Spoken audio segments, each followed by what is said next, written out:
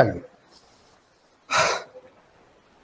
हमने SQL start किया था, एसक्यूएल की जनरल चीजें हमने कर ली थी, ठीक है। आज हम करेंगे नेस्टेड क्वेरी। देखो, नेस्टेड क्वेरी जब भी करते हैं, मैंने आपको दो तरह की बताई थी, दो तरह की नेस्टेड क्वेरी होती है। ये बहुत इंटरेस्टिंग है टॉपिक, है ना। इसमें स्टूडेंट बहुत ज्यादा कंफ्यूज होते हैं, बाकी ऐसा कुछ है नहीं, बहुत इंटरेस्टिंग है, बहुत ही मजेदार चीजें होती है ना।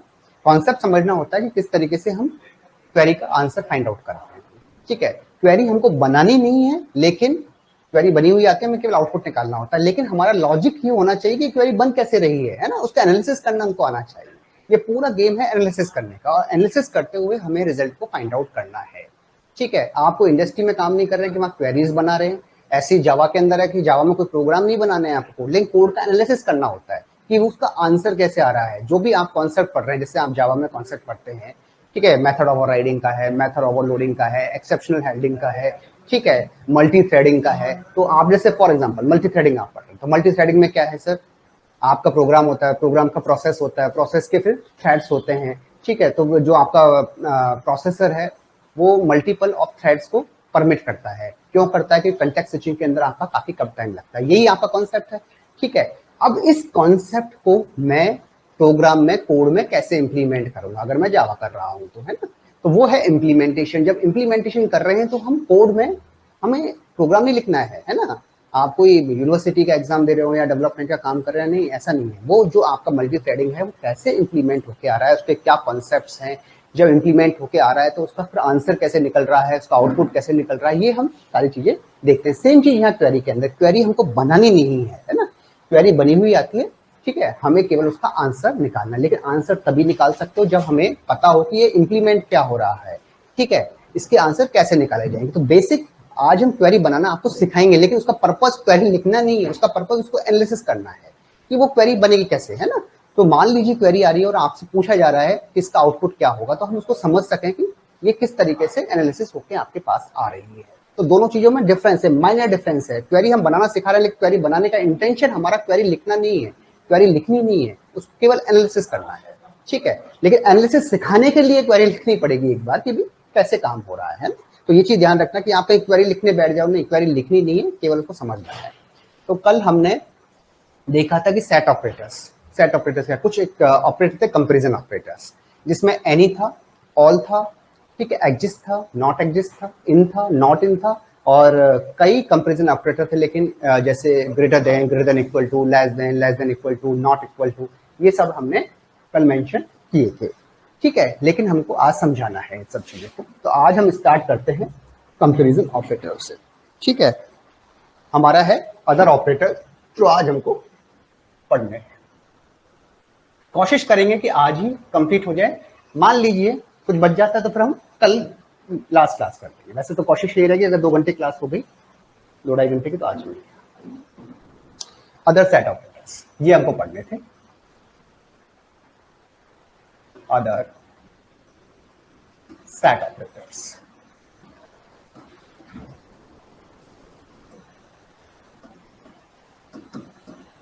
ठीक है। इसमें क्या क्या है?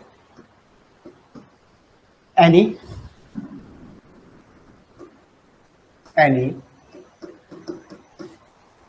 ऑल,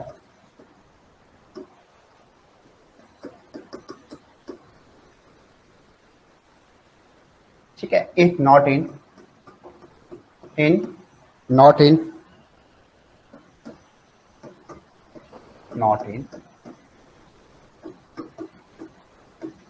ठीक है, और एग्जिस्ट,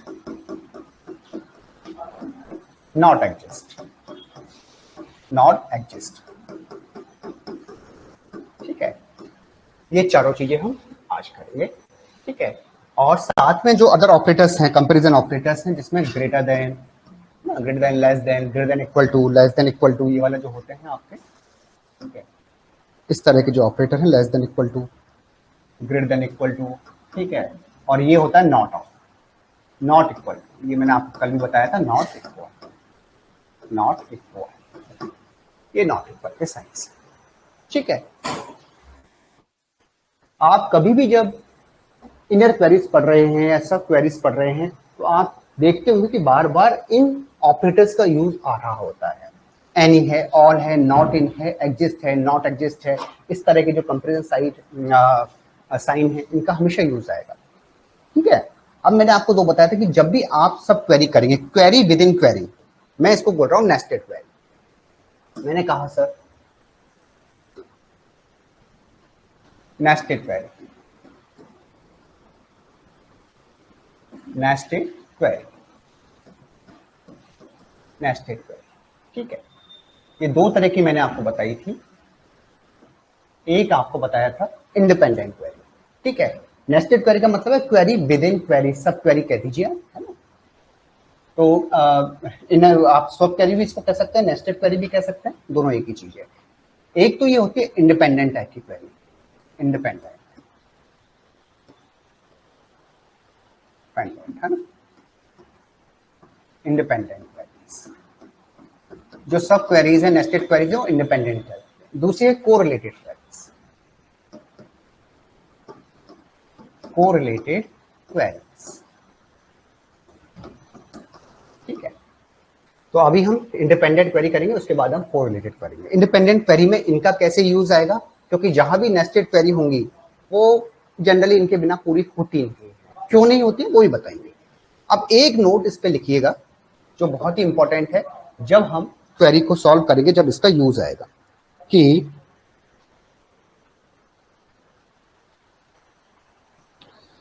नोट, इसका मतलब क्या है वो भी हम बताएंगे।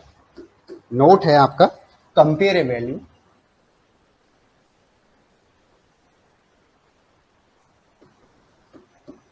Compare A value, value with each value,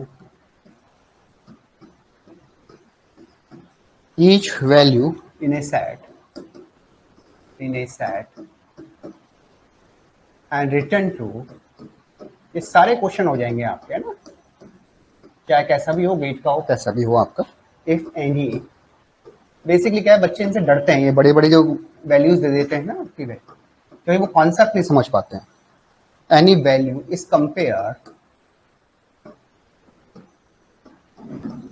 is compared according to given condition, according to given condition, given condition। मेरा हमेशा से इंटेंशन रहता है कि टाइम भले ही ज्यादा लग जाए लेकिन कॉन्सेप्ट सारे कवर अप हो जाए, कि कोर्स इतना बड़ा है कि कई बार कॉन्सेप्ट ही छूट जाते हैं, हमको पता नहीं रहता टीचर्स को कौन से कॉन्सेप्ट छूट। ठीक है, compare a value with each value in a set and return true of any value is compared according to the given condition। इसका क्या तो मतलब है, देखिए एक बार छोड़िए, है ना, इसको वन बाय वन समझिए। कहने का मतलब यह है कि जब हम क्वेरी लगा रहे हैं, मान लीजिए, चलो उसको बाद में समझते हैं ना, इसको ध्यान रखना, अभी आएगा, है ना, इसका पॉइंट ऐसे समझ में नहीं आएगा। चलो पहला हम करते हैं कि सर एनी का क्या मतलब है। फर्स्ट हम लेते हैं एनी, एनी। ठीक है, एनी का क्या मतलब है, एनी का मतलब होता है जनरली और, एनी को यूज लिया जाता है और के हिसाब से। एक तो हमेशा ध्यान रखिएगा कि ये जो भी आपकी क्वेरीज हैं, नेस्टेड क्वेरी है ना ये वाली, जब हम इंडिपेंडेंट क्वेरी पढ़ रहे हैं तो जब भी क्वेरी होगी तो पहले क्या होगी, इनर क्वेरी सॉल्व होगी, उसके बाद आपकी आउटर क्वेरी सॉल्व होगी। फर्स्ट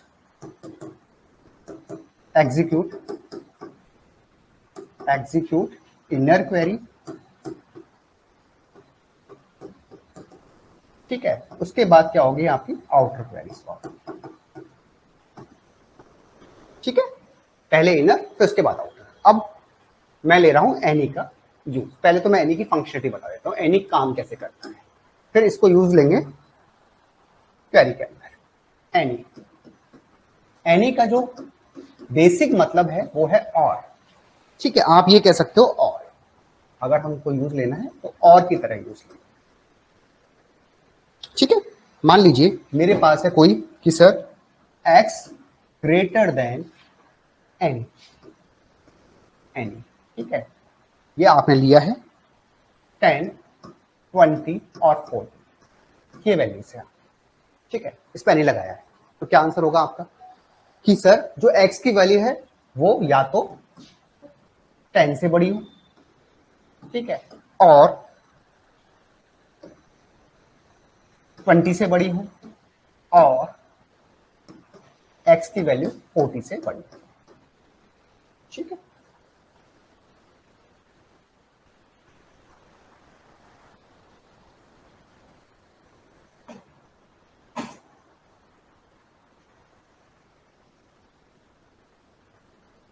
ठीक है, तो इसका क्या आंसर होगा?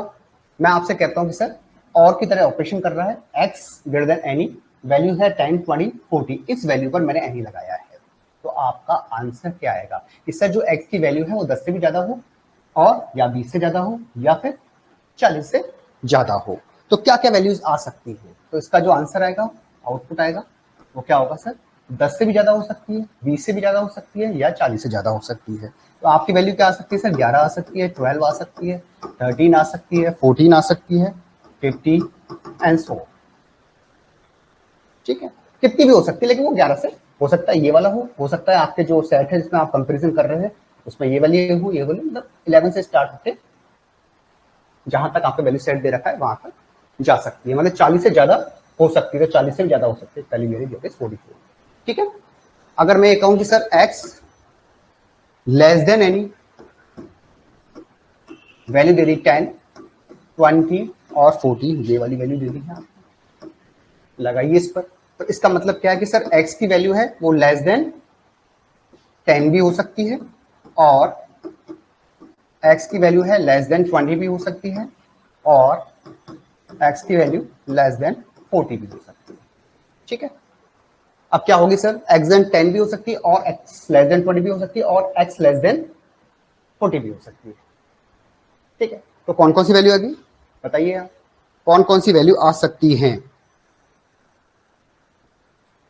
ठीक है, तो कौन सी वैल्यू आएगी? आउटपुट क्या आएगा सर? इसका आउटपुट है आपका, इससे भी लेस हो सकती है, इससे भी हो सकती है, इससे भी हो सकती है, तो कुछ भी हो सकता है, 39, 38, 37, 36 और एंड सो ऑन, जहां तक आपको सेट दे रखा है। ठीक है, इसमें कोई डाउट है? एनी कैसे निकाला है, ये एनी की वैल्यू कैसे फाइंड आउट की है? अब आपको क्वेश्चन में क्या होगा, इस तरह से नहीं पूछा जाएगा। ठीक है, क्वेश्चन में क्या होगा, एक आपको दे रखी है सब क्वेरी, सब क्वेरी का मान लो ये आंसर आया, ये टप्पल निकल के आया, उस पर एनी लगाया है, और ये कह रहा है कि ये जो क्वेरी है ना आपकी, मान लो एक क्वेरी ये होगी, इसने ग्रेटर लगाया, फिर एनी निकला, ठीक है, फिर एक सब क्वेरी का जो था ना इंटरनल क्वेरी, उसको सॉल्व करने पर आंसर था आपका 10, 20 और 40। अब इस पर क्वेरी लगाइए आप, फिर आपका आंसर निकलेगा, ये इस तरीके से निकलता है। लेकिन अभी मैं केवल कॉन्सेप्ट सिखा रहा हूँ, फिर इसको क्वेरी की फॉर्म में क्वेश्चन में आपको गिवन होगा। एनी कैसे काम कर रहा है मालूम चला? हाँ जी, भूपेंद्र, अमर, विद्या, Deepika, Manoj and Saurabh.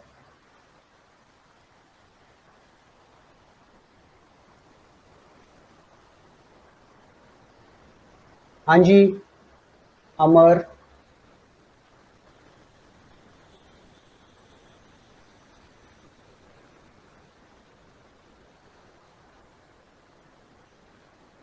Less than last में वैल्यू क्या होगी? इसके अंदर लेस देन में कौन सा? इसकी बात करो, लास्ट वैल्यू आप इसकी पूछ रहे हो भाई, एक्स ग्रेटर देन है 1/1, एक्स की जो ग्रेटर है वो 40 से ज्यादा हो सकती है, और है ना, तो कितना भी हो सकता है 40 से ज्यादा। अब वो ये 40 से ज्यादा कब तक होगी? जितना आपका सब क्वेरी का आंसर होगा, है ना, सब क्वेरी में जो आप सेट निकालोगे ना वहां तक, तो सब क्वेरी में मान लो 41 आ गया है, तो 41 भी कंसिडर हो जाएगा, वहां तक हो जाएगी जहां तक आपकी क्वेरीज में आउटपुट आएगा, है ना। भाई सब क्वेरी का आउटपुट है कि मुझे ऐसी वैल्यूज चाहिए जिनकी आईडी ये वाली है, मान लो 3 दे रखे हैं, 1 2 3 आपका आईडी दे रखी है। अब मैं ये कहूँ मुझे इस पे एनी लगाया है मैंने इस पे, तो एनी का आंसर क्या हो जाएगा सर? एनी का आंसर हो जाएगा कि भाई इससे है, तो एनी का आंसर हो जाएगा 20 और 40। तो जितना वैल्यू सेट दे रखी है सब क्वेरी में वो हो जाएगा ना, इसलिए तो मैं डॉट डॉट लगा के छोड़ दिया है, क्योंकि मुझे नहीं पता, मैंने तो 10 20 40 मांगा, मैं अगर इसके हिसाब से मानता हूँ तो इसका आंसर क्या हो जाएगा आपका? आपका आंसर हो जाएगा 20 हो जाएगा, और कहां तक है? ग्रेटर देन 40 है ना आपका, ग्रेटर देन 40। ठीक है, ये भी हो सकता है, तो इसका मतलब आपका 20 हो गया और 40 हो गया। ठीक है, 10 से कम नहीं हो सकता इसका, अगर हम और लगाते हैं तो। और अगर इस पर लगाते हैं ये वाले पर, लेस देन आपका 40, लेस देन का मतलब 39 37 36 है ना। अगर इसको लेस ये लगाते हैं कि सर इसको मैंने साइन को चेंज करके ये साइन कर दिया, तो अब आपकी वैल्यू क्या होगी सर? लेस देन 40 है तो 39 भी आ सकता है, लेकिन इन दोनों में लगाना है ना सेट। तो ये क्या हो गया 20 आ गया आपका आंसर, और इसका आ गया लेस देन 10, ये भी हो सकता है, लेस देन 10 तो है ही नहीं ना अपने पास, तो अपना ये और किससे 40 से कम है, तो ये आ गया 10 और 20 दोनों आंसर आ जाएंगे। ठीक है, 10 और 20 दोनों आ जाएंगे आपके आंसर अगर मैं उस सेट पर लगाता हूं। ठीक है,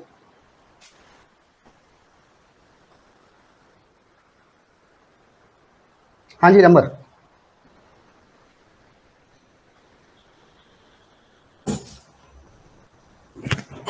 जो सेट हमको दे रखा होगा है ना, जो क्वेरी का आंसर आएगा ना, जो टपल्स हमारे पास आएंगे यहाँ पर, उस पर एनी और ये लगेगा ऑपरेशंस। अब उसकी जो वैल्यू होगी ना उसके हिसाब से फिर उसके को फाइंड आउट करना है।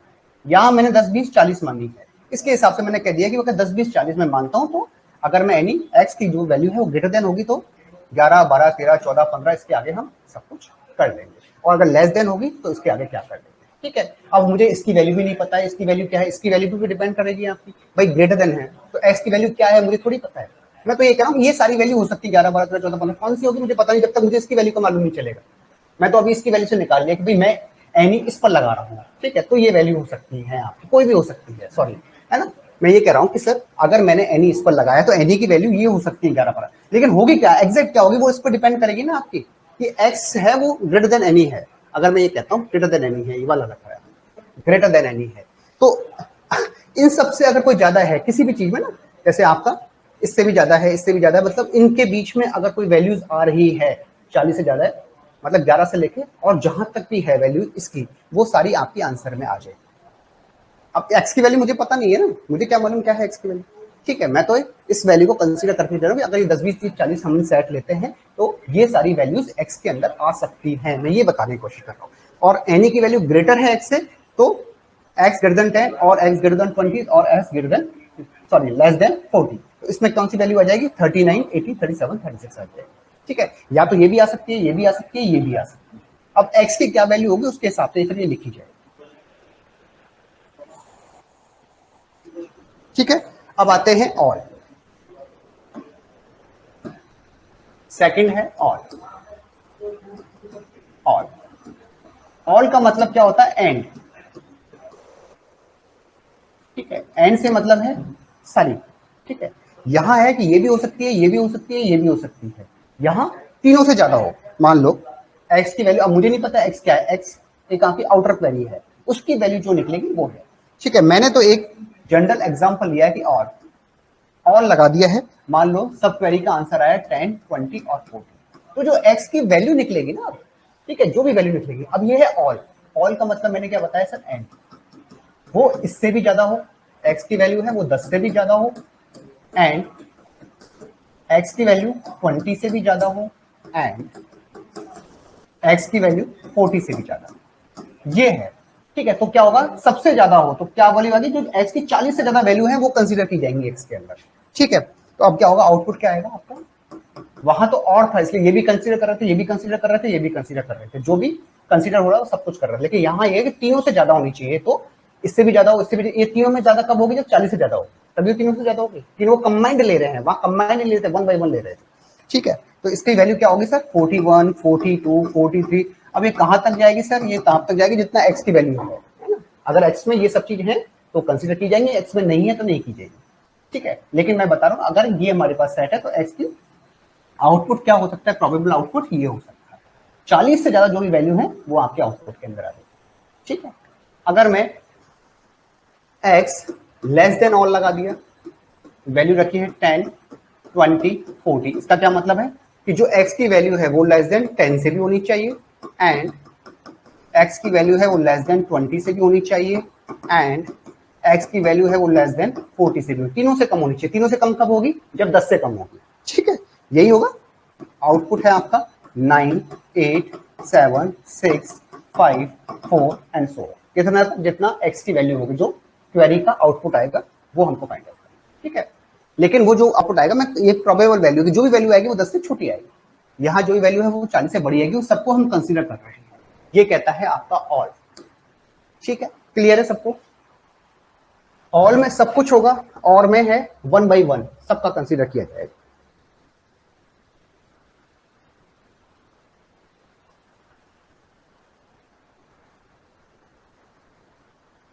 ठीक है,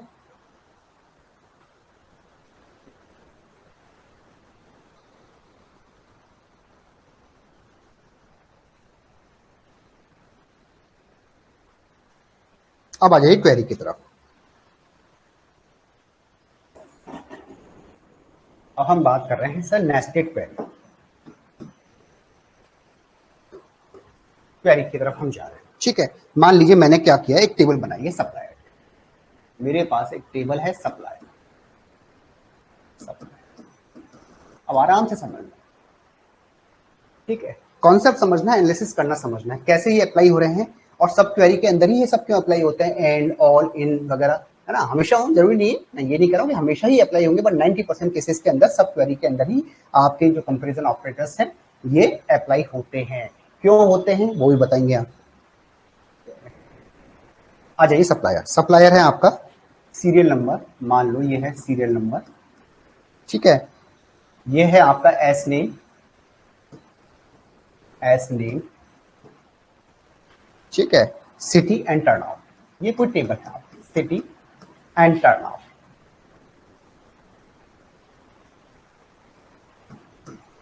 जब आप बुक्स देखोगे, कोड की है, नवाटे है, तो वहां एक एग्जांपल, ये सप्लायर वाला एग्जांपल है, ठीक है। सप्लायर्स है, और एक है, एक और एग्जांपल है, ये बार बार वही एग्जांपल यूज में लेते हैं। चलो खैर कोई दिक्कत नहीं है, और वही एग्जामिनर भी कॉपी कर देता है। चलो ये आपको टेबल दे रखी है 1 2 3 4। क्वेश्चन से घबराने की जरूरत नहीं है ना, पैटर्न वही रहते हैं, पैटर्न कॉपी होते हैं, क्वेश्चन कुछ भी हो कोई फर्क नहीं पड़ता है ना। वैल्यूज चेंज कर दें, लैंग्वेज चेंज कर दें, उससे कुछ नहीं है। एक पैटर्न है सारी क्वेरीज का, वही पैटर्न हमेशा फॉलो होता है, उसी पे बेसिस पर बार बार क्वेरीज को बिल्डअप किया जाता है और बनाया जाता है, ठीक है। सीरियल नंबर हो गया, एस नेम है ए बी सी डी, और बहुत ही इंटरेस्टिंग भी होती है दिल्ली, बट थोड़ा सा प्रैक्टिस मांगती है। ये है आपका दिल्ली, शायद बंगाल होगा, बंगाल की स्पेलिंग, चलो क्या जो भी है। दिल्ली पहुंची, पहुंची, ठीक है। टर्नओवर है 4 5 6 7, 4 करोड़, 5 करोड़, 6 करोड़, 7 करोड़। एक टेबल है मेरे पास, ये सप्लायर टेबल है, ठीक है। अब मैंने इस पर एक क्वेरी लिखी है, और क्वेरी क्या है सर, क्वेरी क्या है, क्वेरी है, अब मैं क्वेरी लिखना आपको सिखा रहा हूँ 1 बाई 1, और उसका एनालिसिस करना सिखा रहे हैं। क्वेरी लिखना नहीं है, मैंने पहले भी कहा है, लेकिन हमको पता होना चाहिए क्वेरी लिखी कैसे जा रही है, उसका एनालिसिस के पर्पज से हम लिख रहे हैं, है ना। हमारा पर्पज क्वेरी लिखना नहीं है, हमारा पर्पज को एनालिसिस करना है, इसलिए एनालिसिस करने के लिए हम क्वेरी लिख रहे हैं, ठीक है। Find name, find name of supplier,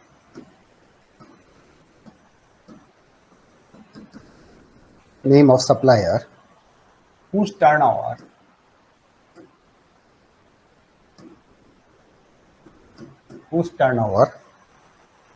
is better, whose turnover is better than the turnover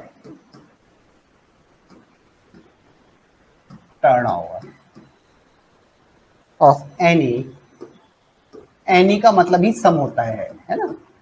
जहां सम लिखा है एनी लिखा है, एक ही बात होती है। Some suppliers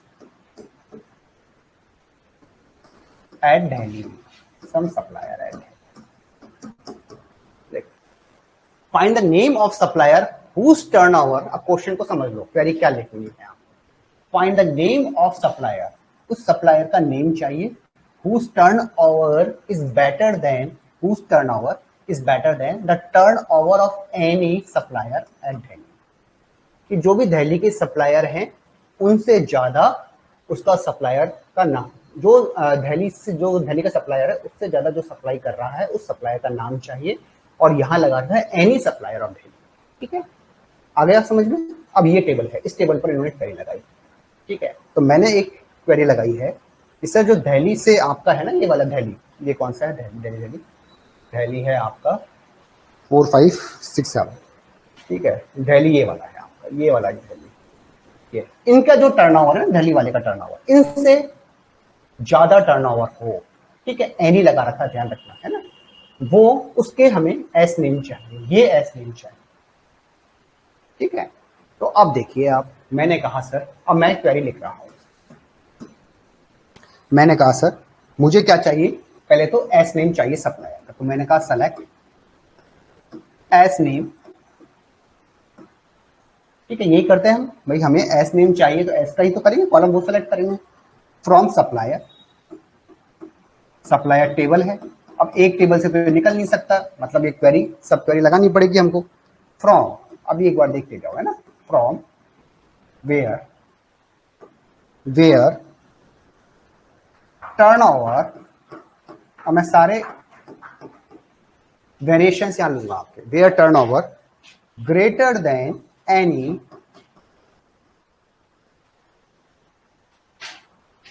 select turnover, select turnover from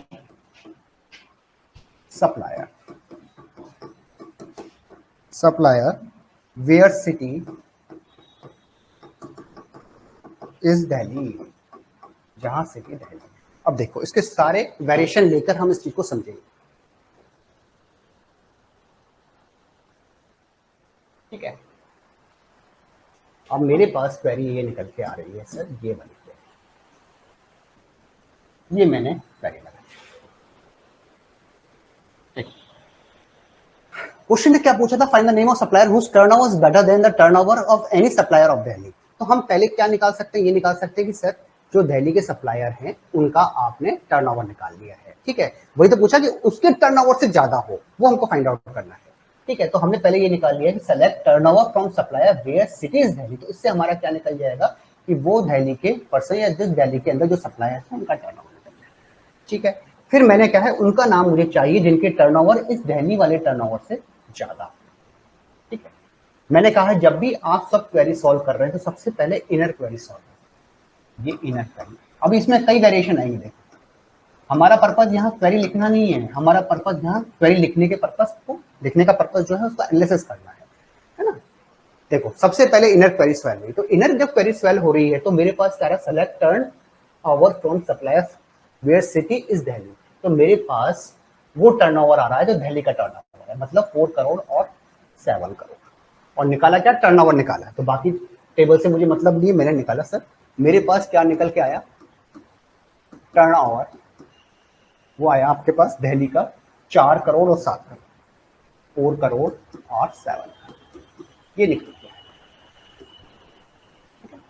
अब मुझे चाहिए एस नेम फ्रॉम सप्लायर, इस सप्लायर में से एस नेम चाहिए जिनका टर्नओवर दिल्ली के टर्नओवर से ज्यादा है सर, ठीक है, यही है आपका। लेकिन साथ में लगा रहा है एनी सप्लायर, जब एनी लगा दिया आपने इसके साथ तो एनी हो गया, एनी हो गया, और इससे ज्यादा होना चाहिए, है ना, ये तो पूछा है आपसे। तो फिर अब ये आ गया आपका, अब आपके पास ये क्वेरी है, तो अब ये जो एनी लगाया है इस पर ये सॉल्व होगा, तो एनी जब सॉल्व होगा तो एनी का मैंने बताया कि ये क्यों लगाते हैं मैं बताऊंगा आपको। अभी तो आप ये देखो, जब एनी इस पर लगाया है तो आपके पास आ रहा है 4 करोड़ और 7 करोड़। मैंने क्या कहा था, एनी में कौन कौन सी वैल्यू आएंगी सर, 4 भी आ सकती है जो आपके इसमें दे रखी है। अब इसमें क्या है, 4 भी है, 5 भी है, 6 भी है और 7 भी है। एनी में तो यही होता है ना आपका।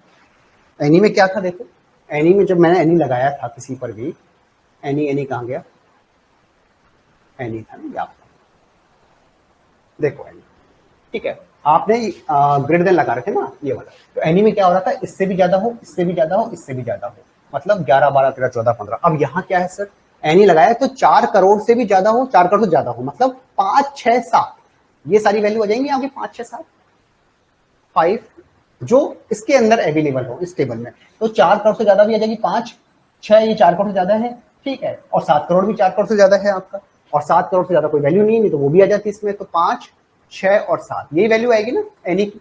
अगर मैं एनी इस पर ऑपरेशन पे लगाता हूँ, इस टर्नओवर पर, तो क्या आएगा, 5 6 7 आएगा या क्या आएगा, बताओ आप, ये कैसे आया, ये मालूम चला क्या, बताइए आप। ये 4 और 7 करोड़ हमने इस इनर क्वेरी का आंसर निकाला है, 4 करोड़ और 7 करोड़, ठीक है। मैंने इस पर एनी लगाया है कि इसमें से कोई भी एनी है, वैल्यू ग्रेटर देन एनी है ये ना, तो एनी जब ग्रेटर देन होगा तो 4 करोड़ से भी ज्यादा वैल्यू हो सकती है, 7 करोड़ से भी हो सकती है। तो 5, 6, 7, 8 ये सब आ सकते हैं, लेकिन हमारे पास इसमें क्या दे रखा है इस टेबल में, 5 दे रखा है, 6 दे रखा है और 7 दे रखा है। तो 5, 6 और 7 ये आ जाएगी। ठीक है, ये कैसे आया, ये क्लियर है क्या सबको? एक मिनट, ये दिखाई नहीं दे रहा क्या? एक यार, एक मिनट, रुको रुको रुको रुको, शायद दिखाई नहीं दे रहा है, मैं इधर इधर लिख लेता हूँ। मैंने कहा सर टर्नओवर निकला है आपका, टर्नओवर, टर्नओवर कितना निकला था सर? इसका जो टर्नओवर निकला, दिल्ली के टर्नओवर निकला, दिल्ली का कितना था? 4 and 7, 4 and 7 ये निकला था, 4 and 7 ये टर्नओवर। अब मैंने क्या कर रहा हूं कि सर मैंने इस पर एनी लगाया था, तो ये हमारे क्वेश्चन में दे रखा था और ग्रेटर देन था। ठीक है, अब आप इसकी वैल्यू बताइए मुझे कि 4 और 7 है और मैं इस पर एनी लगा रहा हूं और ये ग्रेटर देन का साइन है कि ग्रेटर देन इससे ज्यादा होना चाहिए। जब एनी लगाया तो एनी क्या वैल्यू आ सकती है, पॉसिबल वैल्यू क्या है? 5, 6, 7, 8 यही तो हूं।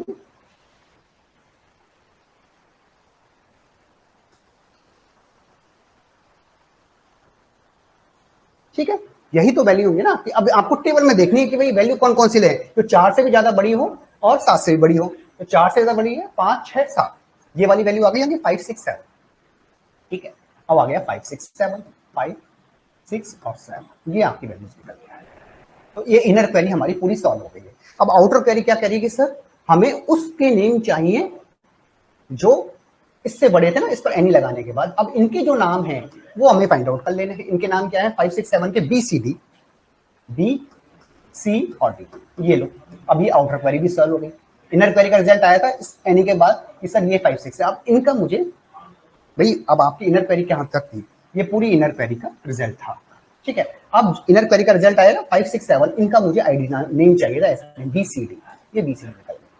लेकिन अब क्वेरी ध्यान रखो, क्वेरी क्या कहती है? Find the name of supplier whose turnover is better than the turnover of any supplier at Delhi. अब देखो, इसके अंदर तो दी था ना 7 करोड़, तो इसमें तो दिल्ली का नाम भी आ गया।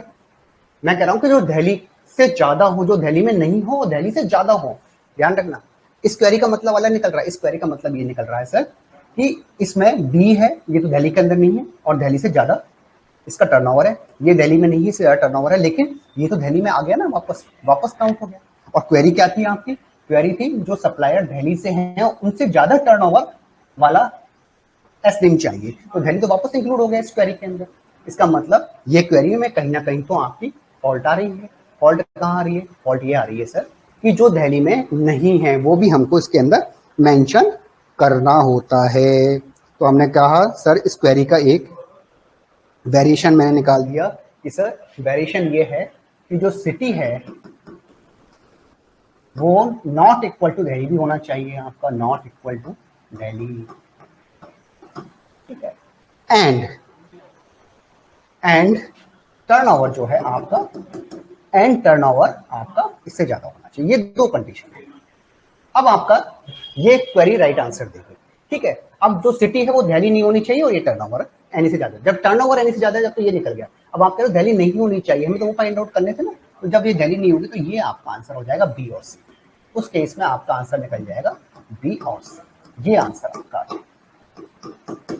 ठीक है, तो आपने city not equal to Delhi and turnover greater than any आपने लगाया, तब जाके आपका ये निकला है कि वो दिल्ली में नहीं हो और दिल्ली से ज्यादा वाला निकालना जो दिल्ली के अंदर नहीं हो, शामिल होगा। अगर आप ये नहीं लगाएंगे ना city not equal to Delhi, तो ये जो है ना आपका टपल, ये वैल्यू दे देता है बी, सी और डी, 5, 6 और 7। तो ये तो वापस रिपीट हो रही है ना इसके अंदर। तो ये तो दिल्ली वाली आ गई।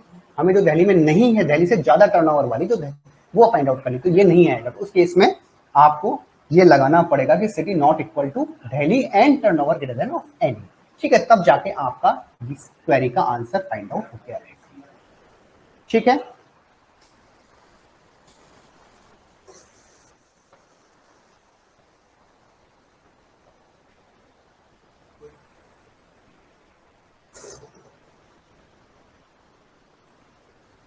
हाँ जी बच्चों, समझ में आया है? नहीं आया? नहीं आया तो बताइए, दोबारा बता दीजिए।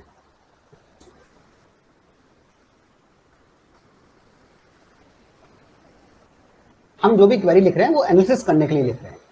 जो जब तक एनालिसिस नहीं हुआ क्वेरी का, हम उसका आंसर फाइंड आउट नहीं कर सकते। जहां भी सब क्वेरी को लिखने कई तरीके हो सकते हैं, कोई जरूरी नहीं कि एक ही तरीके से क्वेरी लिखी जाती है, कई बार बहुत से तरीके भी अप्लाई कर सकते हो।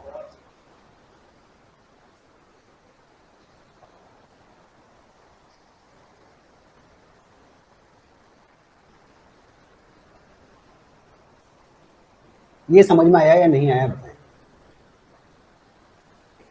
भूपेंद्र, अमर, दीपिका, अजय एंड सौरभ।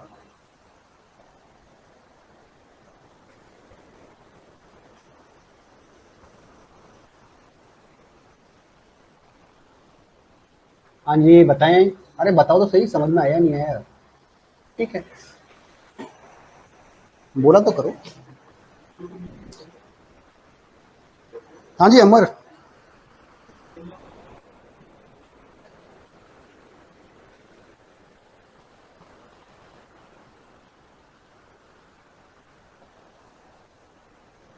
देखो, अब बात ये आती है सर कि जब भी मैं सब क्वेरी लगा रहा हूँ, चलो उसको बाद में बताता हूँ। मेन पॉइंट है कि जब मैं सब क्वेरी लगा रहा हूँ तो ये बार बार ये एनी ऑल्स वगैरह आप 90% केसेस में ये देखोगे, 90% में जब सब क्वेरीज लगेगी तो ये आपके ऑपरेटर्स लगेंगे। एनी हो चाहे ऑल हो चाहे सम हो चाहे इन हो चाहे आउट हो चाहे एग्जिस्ट हो नॉट एग्जिस्ट हो, ये क्यों लगाए जाते हैं? ठीक है, इसका मेन पर्पज ये होता है कि जब हम कंपैरिजन करते हैं, है ना, तो आउटर क्वेरी का इनर क्वेरी के साथ या जो भी है, तो कंपैरिजन टपल बाय टपल होता है हमेशा, है ना, ग्रुप के साथ नहीं होता। यहाँ से हमको एक अगर एक ही रेस्पॉन्स मिलता है, एक ही वैल्यू मिलती है, तो आप एनी लगाओ या ना लगाओ कोई फर्क नहीं पड़ता। लेकिन जब हमें वैल्यूज मिल रही है, मान लीजिए वैल्यूज मिल रही है 1 2 4, ठीक है, और यहाँ से आपके पास है 6 7, ये आपको लगा दिया है एनी, ग्रेटर देन लगा दिया केवल। तो अब प्रॉब्लम ये है कि इसका कंपैरिजन, मान लो एक्स की वैल्यू 2 है, इसका कंपैरिजन इसके साथ कराओगे कैसे? ये तो पूरा ग्रुप आएगा ना आपके साथ, अकेली वैल्यू नहीं आएगी, ग्रुप के साथ कंपैरिजन नहीं करा सकते। ये पूरे टपल है, ये टपल 1 है, ये टपल 2 है, ये टपल 3 है, तो इन तीनों टपल पर इस वैल्यू का कंपैरिजन कराओगे कैसे आप? ठीक है, अगर एक वैल्यू होती तब केवल ग्रेटर देन से काम चला देते, लेस देन से काम चला देते, लेस देन ग्रेटर देन से काम चला देते। लेकिन यहाँ जब नंबर ऑफ ग्रुप्स आ रहे हैं, नंबर ऑफ उसका मतलब टपल्स है ना, और हमारा ये है इंटेंशन कि टपल बाई टपल ही हम कंपेरिजन कराते हैं। तो अब टपल बाई टपल हम कंपेरिजन करा नहीं सकते, क्योंकि मैनी जो वाला है ना, मैनी कंपेरिजन, वो आपका एसक्यूएल में पॉसिबल नहीं होता है, मैनी कंपेरिजन पॉसिबल नहीं है। एक बार में एक ही कंपेरिजन, एक से ही आप कंपेरिजन करवा सकते हैं, वन टाइम के अंदर सारा कंपेरिजन आपका हो, है ना। तो ये नहीं करा सकते इससे इससे इससे, तो उस केसेस में हम इन कंपेरिजन ऑपरेटर का यूज लेते हैं कि एनी। अब इसमें से इन तीनों में से जो भी एनी वाला चीज है वो फिलफिल होकर आपके पास आएगी। ऑल लगा दिया तो इन तीनों पर ऑल कंडीशन लग जाएगी, ठीक है। नॉट इन लगा दिया तो नॉट इन पूरे ग्रुप पे लग रही है, ठीक है। इन लगा दिया इन पूरे ग्रुप पर लग रहा है, पूरे सारे टपल्स पर लग रहा है आपका। तो जहां भी सब क्वेरीज होंगी आपकी, है ना, नेस्टेड क्वेरीज होंगी और कंपेरिजन आपका कराया जाएगा। मैं हमेशा नहीं कराऊं, लेकिन 90% केसेस पर इन ऑपरेटर्स का यूज लिया ही जाएगा, इन ऑपरेटर्स के बिना वो पूरी नहीं होगी, ठीक है। इसलिए ये सब यूज में लिए जाते हैं। सिंपल क्वेरी में इनकी कोई खास आवश्यकता नहीं होती है, लेकिन कंपैरिजन के अंदर जब भी होगा दो सब क्वेरीज का, वहां ये यूज में आएंगे है, ठीक है। अब मैं जाता हूं अगली क्वेरीज पर। मैंने एक टेबल ली, अब मैं डिफरेंट डिफरेंट तरीके से क्वेरी लिखता हूं, उनका एनालिसिस करता हूं, और एनालिसिस से क्या आंसर निकल रहा है वो हम वन बाय वन चेक करते हैं। मान लीजिए मेरे पास एक टेबल है एम्प्लॉय टेबल, एम्प्लॉय टेबल, इसमें है ईआईडी, अरे यार ये क्या हुआ, चलो, department number,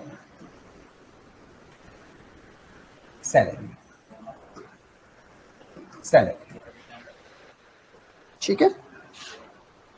E1 E2 E3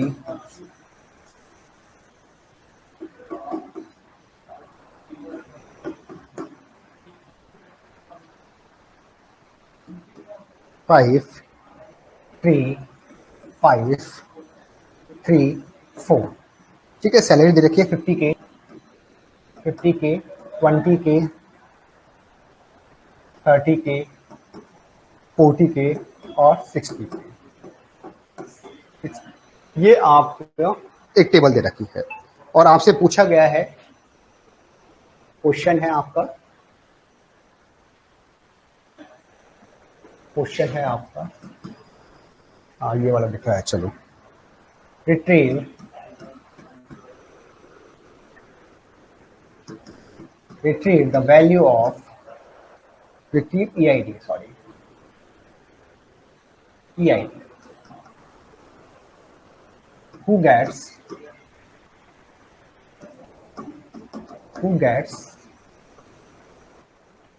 more salary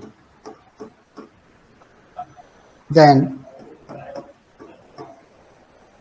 any employee of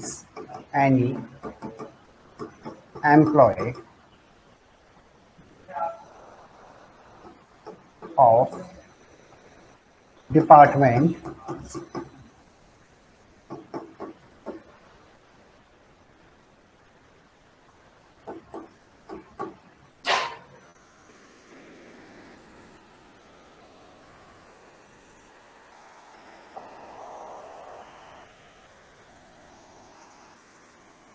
ठीक है।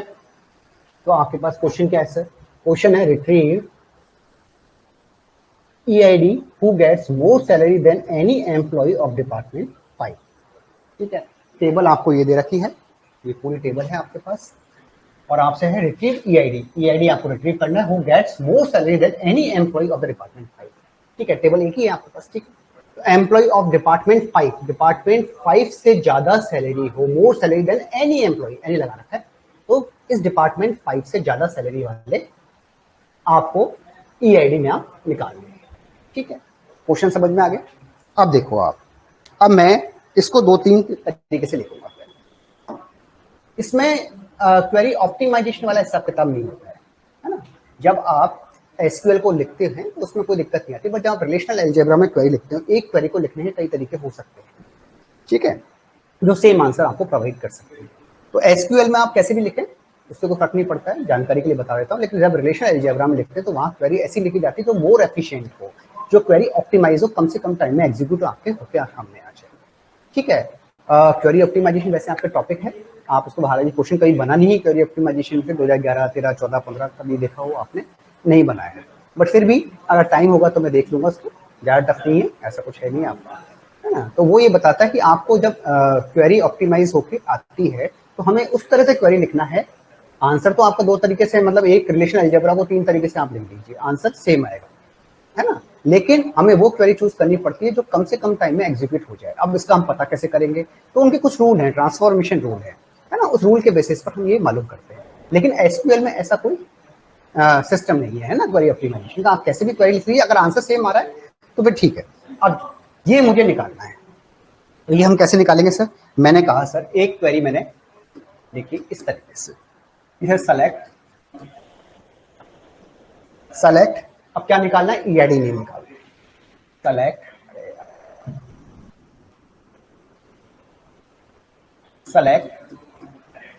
EID from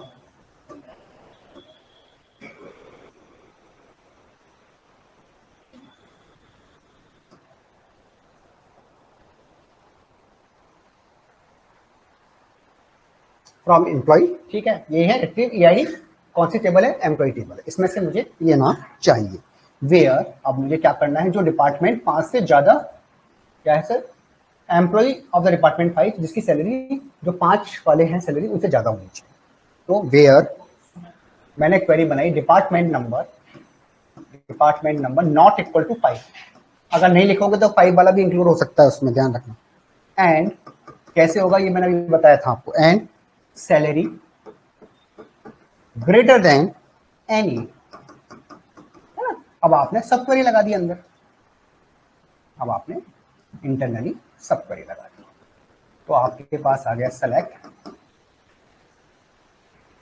सैलरी, किसकी सैलरी निकलेगी? 5 की सैलरी निकल जाएगी, from employee where salary, where department number equal to 5। ठीक है, जहां डिपार्टमेंट नंबर 5 है उनकी सैलरी निकल जाएगी। ठीक है, और वो जो सैलरी है, ठीक है, आपकी जो सैलरी निकलेगी ये वाली, तो डिपार्टमेंट नंबर 5 की सैलरी क्या होगी? पहले तो इनर क्वेरी सॉल्व करोगे वाली, इनर क्वेरी, तो डिपार्टमेंट नंबर 5 की सैलरी क्या आएगी? उस सैलरी डिपार्टमेंट नंबर 5 एक तो 50 की आ जाएगी और एक आ जाएगी 30 की, यही आएगी ना आपकी 50 और 30। तो मेरे पास सैलरी क्या नंबर निकल के आई जब मैंने इनर क्वेरी सॉल्व की? ये वाली, तो ये आई है आपकी सैलरी जो डिपार्टमेंट में 5 की है, 5 की है 50 और 30, तो ये हो गया 50 के और 30। इस पर मैंने क्या लगा रखा है, एनी लगा रखा है, ग्रेटर देन एनी, कि जो आउटर क्वेरी है ना, वो इससे ज्यादा होनी चाहिए इस वाले। तो मैंने एनी लगाया है, ये इनर क्वेरी का ही पार्ट होता है ना, तो एनी लगाया है, तो 50 और 30 से ज्यादा है, तो हमारे पास कौन सी वैल्यू आ जाएगी आपकी इसके अंदर बताइए। 50 से भी ज्यादा हो, 50 से ज्यादा भी चल जाएगा, 30 से ज्यादा भी आपका चल जाएगा, ठीक है। तो आपके पास आ जाएगी कौन कौन सी है सर, 50 से भी ज्यादा है और 30 से भी ज्यादा है, तो ये वैल्यू आ गई। देखो ये तो होगी नहीं, ये वाली नहीं होगी, क्योंकि 50 और से ज्यादा है, तो ये चल जाएगा आपका, ये चल जाएगा आपका, ठीक है। और 50 और 30 से ज्यादा, ठीक है, ये वाली दोनों वैल्यू है ना, ये आ गई ना भाई। एनी लगाया है इस पर एनी लगाया है, साथ में ये वाली कंडीशन भी थी आपकी, ये डिपार्टमेंट, इस कंडीशन में ये भी था department number not equal to 5, जो 5 का तो हमने निकाल दिया।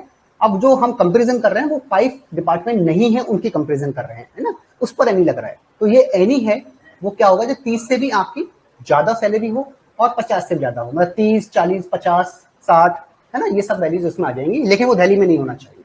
दिल्ली में क्या, डिपार्टमेंट नंबर 5 में नहीं होना चाहिए। तो अब देखो आपका 20 क्या है, 30 से ज्यादा है क्या, नहीं है, ये तो वो 40 है, वो 30 से ज्यादा है, हाँ 30 से ज्यादा, 50 से कम चल जाएगा, 60 है 50 से ज्यादा चल जाएगा, तो ये दोनों आ जाएंगे E4 और E5। अब इसका मुझे क्या है, आपके पास कौन कौन से कॉलम निकल के आए जब इनर क्वेरी सॉल्व की, तो ये वाले आपके निकल के आए इनर क्वेरी सॉल्व करने के बाद। तो मेरे पास आया E4 3 और 40 की, 3 और 40, ठीक है, इस पूरी इनर क्वेरी को सॉल्व करने के बाद ही आया, ठीक है। E5 4 और E5 4 और 60, 4 और 60 किया, इस पर मैंने क्या किया, ये मेरे पास निकल के आया है, यहां पर पूरा इसका सॉल्यूशन कर लिया, ठीक है। अब इस पर मैंने क्या किया, सेलेक्ट, ये वाली क्वेरी लगाई थी, ये वाली सेलेक्ट ईआईडी, यही तो लगाई थी, सेलेक्ट ईआईडी, इसका ईआईडी नेम फ्रॉम एम्प्लॉय, ठीक है। ये सारी क्वेरी मैंने सॉल्व कर ली है, इसका ये आंसर आया था, इसका आंसर निकालोगे तो क्या आ जाएगा, E4 E5, E4 E5, ये आपका आंसर, ये ठीक है। कोई डाउट है तो बता दीजिए।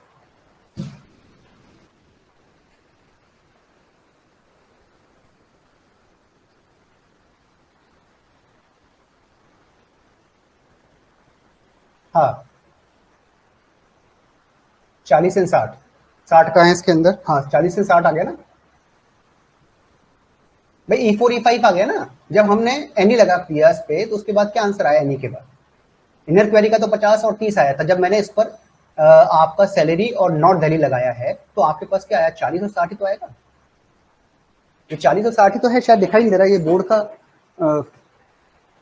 ढंग से हुआ नहीं ना, ये वाला, ये है आपका 40 और 60, ये 40 के है भाई, ये निकल के आया है ना आपका, E4 E5, ये है आपका 3 4, 3 4 क्या है, E4 3 4, ये 3 4 ये निकल के आया शायद, डिपार्टमेंट नंबर है ना, 3 4 और 40 और 60, ठीक है। तो हमें केवल सैलरी निकालना था, इससे नहीं है, ये तो मैंने केवल समझाने के लिए है, जो आंसर निकल के आएगा केवल ये निकल के आएगा, है ना, ये वाला निकल के आएगा, ये तो समझाने के लिए कि भाई जो टेबल है उसमें ये है, क्योंकि हमें निकालना क्या है इस टेबल में से, ईआईडी नेम निकालना है, ये वाला नेम निकालना है। जब ये निकाल के आया तो इसके करस्पॉन्डिंगली ईआईडी नेम क्या है, इसके करस्पॉन्डिंगली ईआईडी है E4 और E5, तो हमारे पास क्या है, इसके करस्पॉन्डिंगली E4 और ये है आपका E5, ये निकल के नहीं आया, निकल के तो आपका ये सैलरी पर ही ऑपरेशन करें तो निकल के तो 40 और 60 ही आएगा, है ना, मैं ये नहीं कर रहा हूँ, लेकिन जो टेबल बनेगी ना बाद में, जब E4 हमें इस आउटर टेबल पर हम ऑपरेशन करेंगे, तो आउटर टेबल में से ईडी निकालना है, तो इसके करस्पॉन्डिंगली जो ईडी है वो निकल के आ जाएगा, ठीक है। ये मैं बताना चाहता हूँ, समझाने के लिए है कि भाई आपके पास ये टेबल बन रही है, आप तो इसके करस्पॉन्डिंगली ये वैल्यू है, इसके करस्पॉन्डिंगली ये वैल्यू है, इस इनर क्वेरी को सॉल्व करोगे तो केवल 40 और 60 ही आएगा, क्योंकि सैलरी निकाली थी ना, सैलरी का ऑपरेशन लगा रहे थे हम, तो 40 60 ही आएगा, और इस पे ईआईडी नेम सेलेक्ट करना है, इस 40 और 60 का जो है ना टेबल में है, 40 60 का ईआईडी नेम क्या है, वो E4 और E5, ये मैंने सेलेक्ट किया है,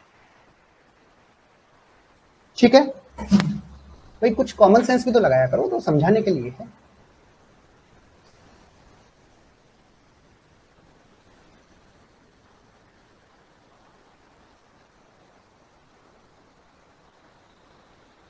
ठीक है,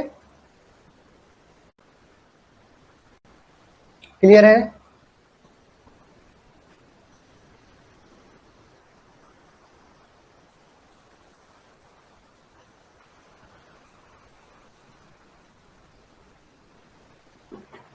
पहले इनर क्वेरी सॉल्व करो, जो भी ऑपरेटर है वो ऑपरेटर लगाओ और उसके बाद फिर आउटर क्वेरी आप सॉल्व करके आंसर निकालो। ठीक है, अब इसको हम कुछ विदाउट एनी भी लिख सकते हैं क्या? अगर मैं ये कहूँ कि सर मुझे इसका यूज नहीं लेना है, विदाउट एनी का यूज लेते हुए मुझे इसका आंसर फाइंड आउट करना है, टेबल ये वाली है और इस क्वेरी को मुझे विदाउट एनी का यूज लेते हुए बनाना है। एनी का यूज लेते सीख लिया आपने।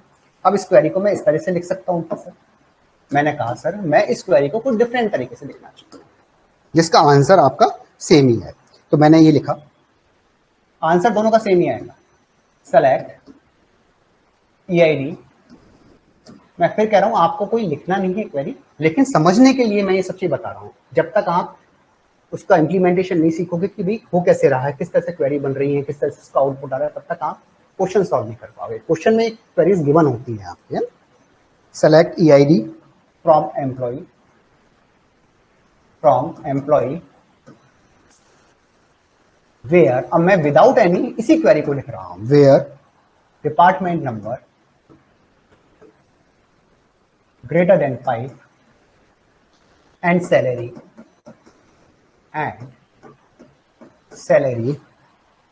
greater than, अब देखिए मैंने एनी का यूज नहीं लिया है, अब देखो select minimum salary from employee where department number is equal to 5। ये लो, अब क्या निकल के आया देखो, विदाउट एनी मैंने इसी क्वेश्चन को सॉल्व किया, इसी क्वेरी को दोबारा दूसरे तरीके से लिखा। एक क्वेरी को लिखने के कई तरीके, मल्टीपल वेज हो सकते हैं, ठीक है, और इसमें कोई क्वेरी ऑप्टिमाइजेशन वाला रूल्स भी लागू नहीं होते हैं कि आप इस तरह से करो, इस तरह से करो, ऐसा कुछ नहीं, ठीक है, बट आंसर सही आना चाहिए। अब मैंने कहा सर मैंने ये क्वेरी लिख दी कि select minimum salary from employee whose department में 5, ठीक है, मिनिमम सैलरी है। अब ये देखो डिपार्टमेंट 5 की जो सैलरी थी वो क्या थी आपकी, 50 थी और 30 थी, इसमें मिनिमम क्या होगी 30 के, भाई मिनिमम क्या हो गया 30 के, 30 के निकल गया आपका, सॉल्व कर लिया आपने। अब वो डिपार्टमेंट 5 में नहीं है और जिसकी सैलरी 30 से ज्यादा है, अब वो फाइंड आउट कर लो 30 से ज्यादा सैलरी कौन सी किसकी है, जो डिपार्टमेंट 5 में नहीं है, तो ये आ गया आपका 40 और 60, ठीक है, ये 40 और 60 आ गया, पहले तो आया आपका 40-60, तो डिपार्टमेंट 5 में नहीं है, उसकी सैलरी 30 से ज्यादा है, तो आपका क्या आंसर निकल के आया 40 और 60, ठीक है। अब इनकी EID निकालनी है, ये है ना, ये जो टेबल थी इसके करस्पॉन्डिंगली क्या EID थी आपकी, ये थी E4 और E5, ये थी आपकी E4 और E5, ये E4 E5 का आंसर है, ये आंसर, ठीक है, तो ये भी तरीका सही है, हाँ जी। अब विदाउट एनी का मतलब यही होता है कि वो मिनिमम से स्टार्ट आपका हो जाता है, कोई भी हो, या ये हो इस तरीके से मिनिमम है, तो मिनिमम लगा ले तो एनी का काम हो जाएगा आपका। अब इसमें एक चीज ध्यान रखना, जब मैंने ये कहा था कि जब सॉफ्टवेयर लगाते हैं और एक से ज्यादा टपल मिल रहे हैं हमको, जैसे पहले मान लीजिए इसमें जो टपल मिल रहे थे ना वो 40-60 मिल रहे थे, 40-60 नहीं, इसमें जो टपल मिल, कंपेरिजन किसका कराया था आपका, कंपेरिजन 50-30 मिल रहे थे, फिर कंपेरिजन करा के 40-60 मिले थे, 50 और 30, ये कंपेरिजन करवाने के बाद फिर हमें मिला था, जब हमने एनी लगाया था फिर हमको मिला था 40 और 60 ये मिला था, ध्यान रखो। अभी मैंने बताया था कि जब भी सब क्वेरी नेस्टेड क्वेरी लग रही है और जो नेस्टेड क्वेरी है ना आपकी, उस पर जो हमें इनर क्वेरी का आउटपुट अगर एक से ज्यादा टपल मिल रहे हैं, ये टपल 1 है, ये टपल 2 की वैल्यू है, टेबल तो पूरी है लेकिन हमको सैलरी की आवश्यकता थी, सैलरी वाला कॉलम ही हमने कंसीडर किया, ठीक है, तो एक से ज्यादा होने पर फिर आप ग्रेटर देन इक्वल नहीं, वहां आपको फिर any all, any alls, in out इस तरह से लगाया जाता है, क्योंकि आप एक साथ कंपैरिजन सबका नहीं कर सकते। लेकिन जहां एक ही वैल्यू है, अब यहां तो हमको केवल एक ही टपल मिल गया ना, तो ग्रेटर देन से काम हो जाएगा, यहां फिर एनी ऑल्स वगैरह लगाने की आवश्यकता नहीं, क्योंकि यहां आपको केवल एक ही टपल मिलेगा, जब मिनिमम कर दियो टपल एक ही मिलेगा, आप पहले ही ग्रुप पर ऑपरेशन करके एक सिंगल वैल्यू लेकर आए, है ना। तो जब भी आपके पास इनर क्वेरी सॉल्व करने पर एक से ज्यादा टपल आ रहे हैं, तो हमेशा आप ये मान के चले कंपैरिजन ऑपरेटर्स ये जो है एनी है, ऑल है, एनी ऑल्स है, इन है, ठीक है, एग्जिस्ट है, ये हमेशा आपको देखने को मिलेंगे, और ये पॉइंट्स हैं आपके ना, और जब भी आपको एक आंसर मिल रहा है ना इस पे, अब एक ही आंसर मिलेगा, एक ही टपल मिलेगा, तो वहां एनी वैल्यू की जरूरत नहीं, केवल ग्रेटर देन से काम हो जाता है, ठीक है, तो आंसर दोनों का ही सेम आ रहा है, ठीक है। अब बताइए ये समझ में आया है नहीं आया?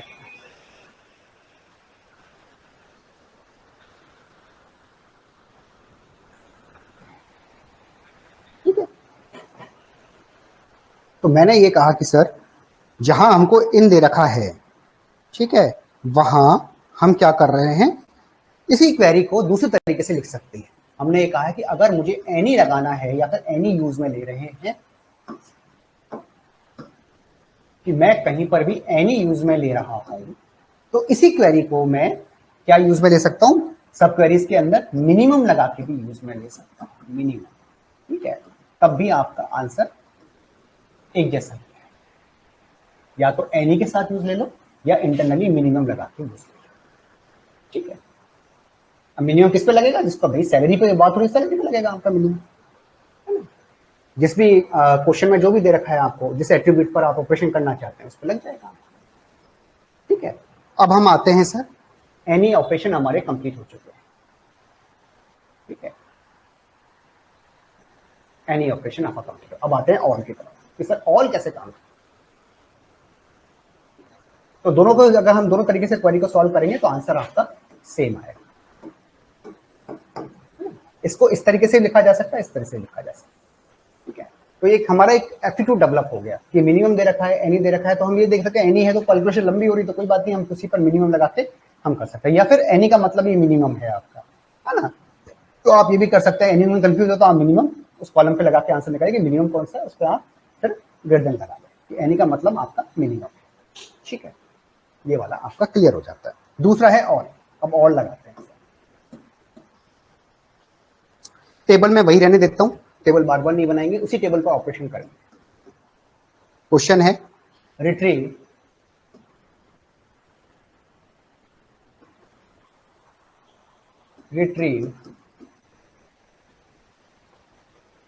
EID who gets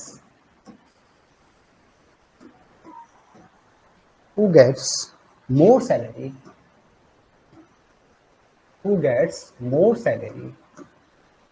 सारे वेरिएशंस में कोशिश करूंगा कि आपके कवर हो जाएं। More salary than all employee salary, all employee of department, all employee of department equal to 5, ठीक है। Retrieve EID who gets more salary than all employee, अभी तक any था, अब आ गया all employee, ठीक है। तो मैंने कहा सर वही चीज है आपकी, टेबल वही रहेगी, टेबल को मैंने चेंज नहीं किया, ये वाली टेबल आपकी। अब चेंज क्या हुआ है सर, ऑल सैलरी से आपकी ज्यादा हो, तो हमने क्या लिखा सर, क्वेरी लिखी, वही क्वेरी है आपकी, सेलेक्ट, आउटर क्वेरी होगी EID, यही निकालना है हमको, EID फ्रॉम, टेबल का नाम क्या था, एम्प्लॉय, ठीक है। वेयर, अब वेयर कंडीशन क्या है सर, डिपार्टमेंट ऑफ 5 के अंदर उससे ज्यादा सैलरी हो, तो हमने कहा sir department of number not equal to 5, अगर 5 नहीं करोगे तो 5 भी इंक्लूड हो जाता है, कई बार, हमेशा नहीं होता लेकिन कई बार हो जाता है, इसलिए नॉट इक्वल टू 5 लिखना पड़ेगा।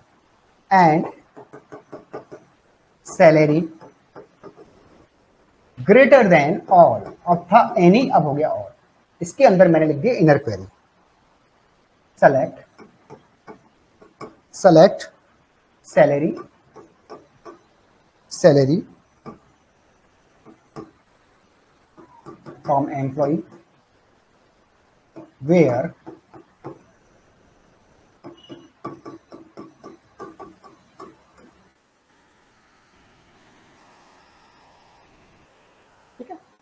अब इसका क्या निकल के आया, select salary from employee where department number 5, department number 5 की सैलरी निकल के आ गई। डिपार्टमेंट नंबर 5 की सैलरी क्या थी, 5 की सैलरी निकाल के थी ना हमने अभी तक, ये थी 5 की 50 और 30, यही थी 50 और 30, ठीक है। तो हमने इसको जब सॉल्व किया तो हमारे पास निकल के आई 50 और 30, यही निकल के आई, ठीक है, ये सैलरी। अब इस पर लगाया है ये वाला ऑपरेटर्स, ठीक है। ये जो है ना, इसका जो आंसर है वो इससे ज्यादा होना चाहिए, इनसे सबसे ज्यादा होना चाहिए, ठीक है। ऑल का मतलब क्या होता है सर, इससे भी ज्यादा होना चाहिए, इससे भी ज्यादा होना चाहिए, या दोनों से ज्यादा, है ना। भाई आपका है कि डिपार्टमेंट 5 पे नहीं होना चाहिए और ऑल, इन सबसे वो उसकी वैल्यू आपकी ज्यादा होनी चाहिए। तो क्या हो गया आपका, अब देखो ऑल क्या निकाला था हमने, ऑल के अंदर क्या था, एंड ऑपरेशन किया था, देखो, ठीक है। इससे भी ज्यादा हो, इससे भी ज्यादा हो, इससे ज्यादा, मतलब सबसे ज्यादा होनी चाहिए, ठीक है। तो अब हमने कहा है सर एंड का क्या मतलब निकला है, ये देखो एंड का मतलब ये है कि वैल्यू 50 से भी ज्यादा हो 30 से भी ज्यादा हो। अब इस टेबल में देखो कि वो डिपार्टमेंट जो 5 नहीं है और जिनकी वैल्यू 30 और 50 दोनों से ज्यादा है, 30 से भी ज्यादा हो 50 से भी। अब इसकी है ये 5 में नहीं, बार ये तो है ही नहीं, 30-50 से ज्यादा नहीं है। 40 है वो 30 से ज्यादा है लेकिन 50 से कम है, तो 60 ये वाला आ जाए, 60 के आ जाए। आपका क्या निकल के आया है, 60 के निकल के आया। अब इस पर जब हमने ये लगाया ना ये वाला, इसका जो department number not equal to 5 है और एंड क्या है, सैलरी ग्रेटर देन आवर, तो हमारे पास क्या निकल के आया सर, आंसर निकल के आया 60 के, ये आ गया 60 ये सैलरी निकल गया। अब है एम्प्लॉय आईडी, अब पूरी टेबल थी बट हमने क्या है रिट्रीव केवल सैलरी किया था, टेबल तो पूरी है ना, तो इसके करस्पॉन्डिंगली आपकी जो ईआईडी है वो फाइंड आउट मुझे करनी है। ये जो निकल के आया ना, अब मुझे ईआईडी निकालनी है फ्रॉम एम्प्लॉय वेयर, ये वाली कंडीशन को सॉल्व करने के बाद जो आंसर आया ना उसकी ईआईडी निकालनी है। इसका मतलब ये 60 के की ईआईडी क्या हो गई आपकी, 60 के की ईआईडी क्या थी आपकी 5 E5, ठीक है। तो E5 इसका आंसर ये हो गया E5, तो E5 आंसर हो गया, E5 ये आंसर, ये हमने और लगा के इसको देख लिया, ठीक है। कोई डाउट है तो बता दीजिए।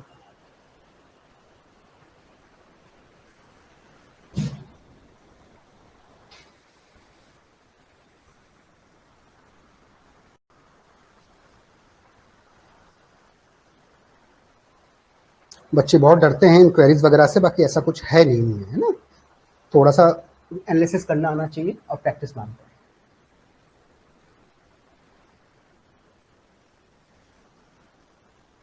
हाँ दोनों को लेते हैं,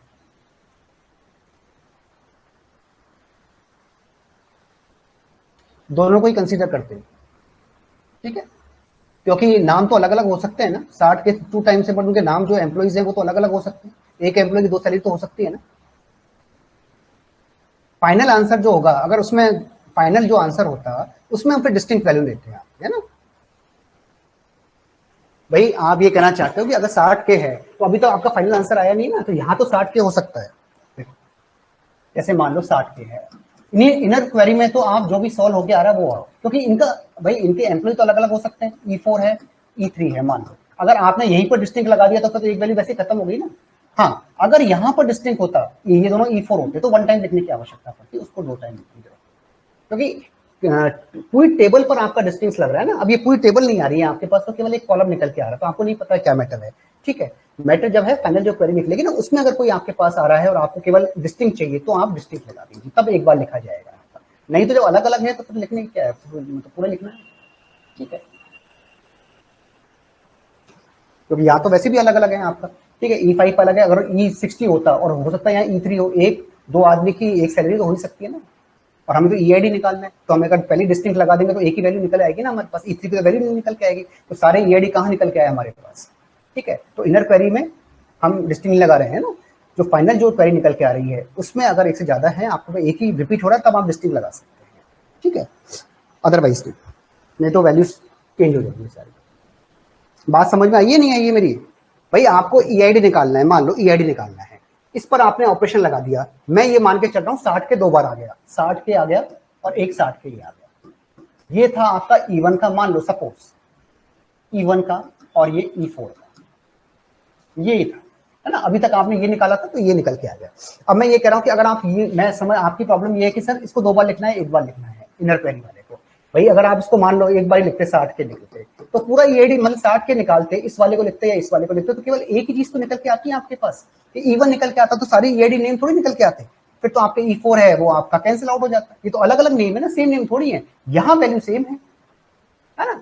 तो आपको जो भी वैल्यू निकल के आ रही है वो निकाले। हाँ इसके बाद अगर ये होता कि 60 के सेम है, यहाँ भी 60 के सेम है, यहाँ भी E1 है, यहाँ भी E1 है, उसके बाद आप ये देख लें कि यार दोनों का ही E1 आ रहा है ना, है ना। वैसे तो E1 है तो एक टाइम ही लिखना है, 2 टाइम तो लिखने का मतलब नहीं, तो उस केस में आप भले आप डिस्टिंक्ट लगा लें या फिर इसको एक टाइम ही लिख लें, तो 2 टाइम भाई E1 को 2 बार लिखने का क्या मतलब है मुझे बताओ, आंसर तो वही आएगा ना आपका, E1 एक ही आएगा आपका, और वो डिस्टिंक्ट लगा के देता, भाई इसने डिस्टिंक्ट नहीं लगा रखा है तो इसका हमको मतलब ये है कि भाई 1 टाइम ही वैल्यू आपने लिखी हुई है ना, वो बना के दे रखा है, वो क्वेश्चन क्वेरी बना के देगा आपको, उसकी घबराने की जरूरत नहीं है। लेकिन अगर 2 टाइम है तो आप डिस्टिंक्ट लगाइए, अदरवाइज नहीं लगे। इसको ही डिस्टिंक्ट लगा दिया आपने तो फिर प्रॉब्लम क्रिएट हो जाएंगी, ये अलग अलग वैल्यूज है, एक वैल्यूज नहीं है यहाँ, है ना, तो ध्यान रखिएगा इस चीज को।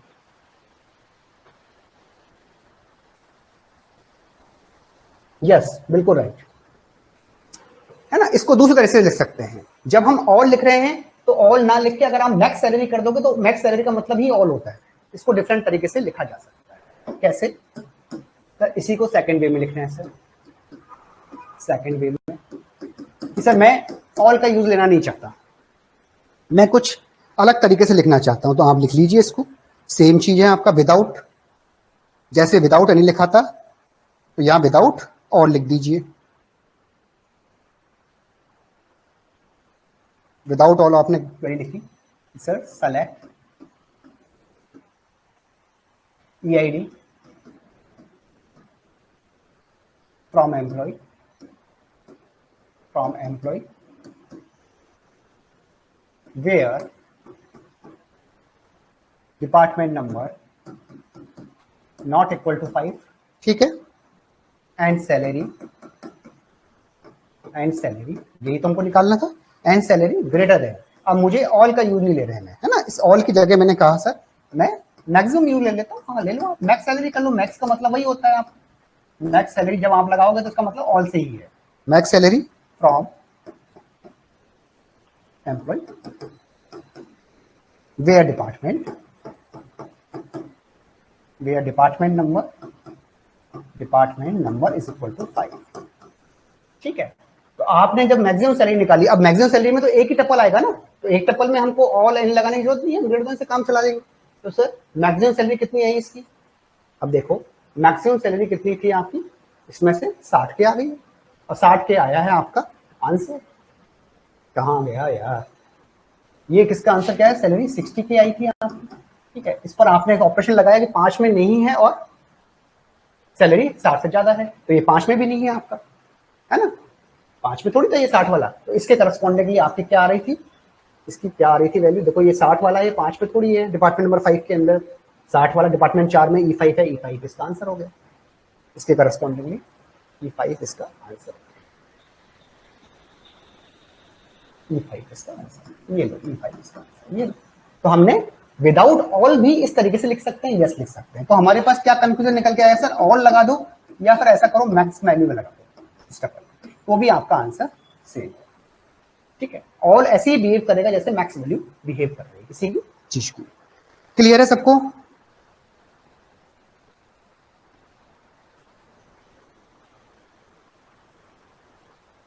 हाँ,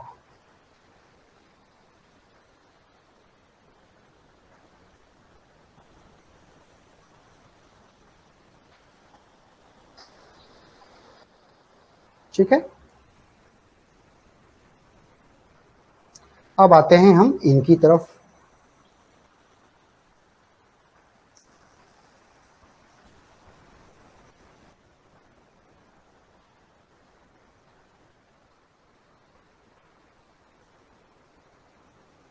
इन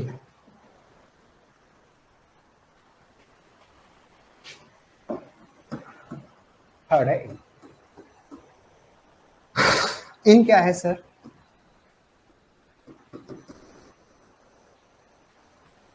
इन है आपका मेंबरशिप शेयर। ये मेंबरशिप शेयर जो है, हर चीज मेंबरशिप शेयर पे लग रही है आपकी, है ना। ये जो भी कंपैरिजन ऑपरेटर है मतलब एक सेट ऑफ टपल्स पे लग रहा है, सिंगल टपल पे नहीं लग रहा है। सिंगल टपल पे होता तो इसकी रिक्वायरमेंट नहीं होती, हम ग्रेटर देन इक्वल उसी से काम चला देते, ठीक है। मेंबरशिप शेयर ये लग रहा है आपका मेंबरशिप शेयर, ठीक है। एक बार पूरे कॉन्सेप्ट क्लियर हो जाए उसके बाद आप जितने क्वेश्चन करोगे ना आपकी क्लियरिटी बढ़ती जाएगी क्वेश्चन को लेकर, ऐसा कुछ है नहीं इसके अंदर। मान लो कोई x इज इक्वल टू 5 है और सेट दे रखा है जिसमें कंपैरिजन सेट है, ठीक है। आपका कोई कंपैरिजन सेट दे रखा है R, उसकी वैल्यू दे रखी है 1 2 3 4 5, ठीक है। 1 2 3 4 5 1 2 3 4 5, ठीक है। इस पर x की वैल्यू 5 है और इसके बीच में लगा रखा है n। ये वो हैं जो सब क्वेरी को सॉल्व करने के बाद आएंगे यहाँ पे, है ना। इसका मैंने कंपैरिजन करवाया है इनके साथ, मैं केवल अभी कंक्लूज बता रहा हूँ। तो अगर 5 इनके अंदर है, अब 5 है ना आपका, यस 5 5 है, तो हम क्या करेंगे, वैल्यू क्या हो जाएगी, ट्रू हो जाएगी। इसको इस तरह से समझिए, इनका मतलब कोई स्टूडेंट क्लास में है, मैं कहता हूँ ये स्टूडेंट इस क्लास में है या नहीं है, अगर है तो मतलब ट्रू है, नहीं है तो मतलब नहीं है। तो ये 5 वैल्यू है, x की 5 वैल्यू अगर इन लगा रखी है तो मतलब जो सब क्वेरी का आंसर है उसके अंदर वो एग्जिस्ट कर रहा है या नहीं कर रहा है, अगर कर रहा है तो ट्रू है, ठीक है। और अगर नहीं कर रहा है तो फिर फॉल्स हो जाएगा। x इज इक्वल टू 5, अगर मैं ये कह रहा हूं कि 3 4 6 8, क्या ये इसमें है, इसका पार्ट है, नहीं है, तो क्या हो गया आपका फॉल्स, ये फॉल्स, ठीक है। नॉट इन है, नॉट इन इसका रिवर्स हो जाएगा, नॉट इन, नॉट इन, ठीक है, इसका रिवर्स हो जाएगा। मैं कहता हूं x की वैल्यू 5 है, क्या वो नॉट इन रिलेशन आर में है, क्या नॉट इन, कोई रिलेशन है आपका, रिलेशन मतलब जो आप जिससे कंपैरिजन करवाना चाहते हो, 1 2 3 4 5, क्या ये 5 नहीं है, क्या 5 तो है, अगर है तो नॉट इन लगा हुआ है यहाँ पर, है ना। अगर इन होता तो ये ट्रू होता, नॉट इन का मतलब ये है कि ये इसमें नहीं है, क्या है ना, नहीं है तब तो वो ट्रू करेगा, और है तो वो फॉल्स करेगा, इसका रिवर्स करेगा।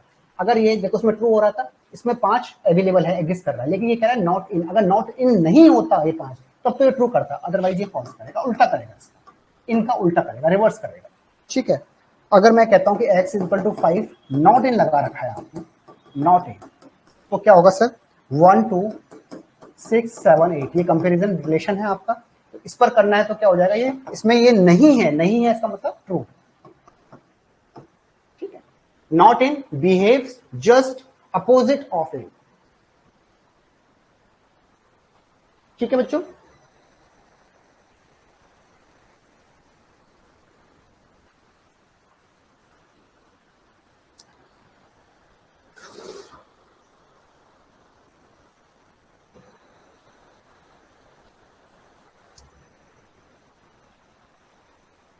ठीक है,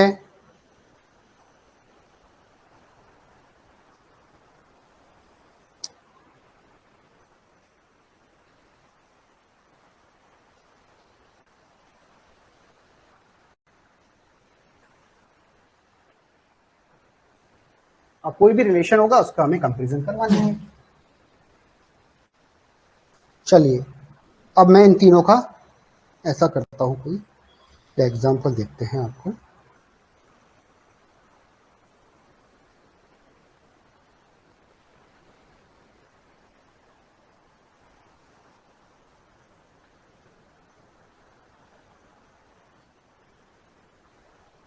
चलो, अब मैं एक ऐसा करता हूँ, 3 टेबल बनाता हूँ और 1 बाई 1 क्वेरी लिखते हैं अलग अलग चीज़ों की। अब इसमें आपका ज्वाइन वॉइन सब क्लियर हो जाएंगे कि भाई 2 टेबल को ज्वाइन करके अगर क्वेरी निकालनी है तो कैसे निकालेंगे, 3 को करना है तो कैसे करेंगे। चलो, ये आपके इन वाला कवर हो गया। इसका एक एग्जाम्पल और ले लेंगे अभी, इस टेबल के बेस को लेके ना, एक टेबल बना रहा हूँ, उस टेबल पे सारी चीजें कवर हो गई। ऑल हो गया है हमारा, इन हो गया, नॉट इन हो गया, एग्जिस्ट नॉट एग्जिस्ट अभी बाद में करेंगे। ये हो गया आपका ये। अब आते हैं, मैं 3 टेबल ले रहा हूँ, 3 टेबल है आपकी।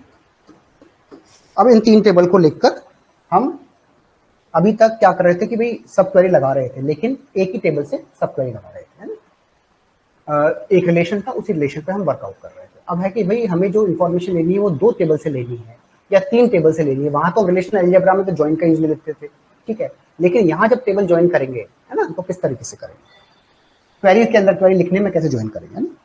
तो ये है आपका सप्लायर।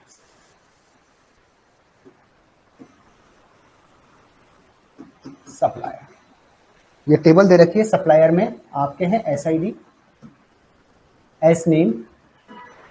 अब इनकी 1 बाई 1 टेबल से निकालना है, रिट्रीव करना है 2 टेबल, 2 टेबल से निकालनी है कोई इन्फॉर्मेशन तो कैसे, 3 टेबल से निकालनी है तो हम किस तरीके से वर्क करेंगे, और वो आंसर कैसे फाइंड आउट करेंगे। रेटिंग हो गया, ये है पार्ट्स,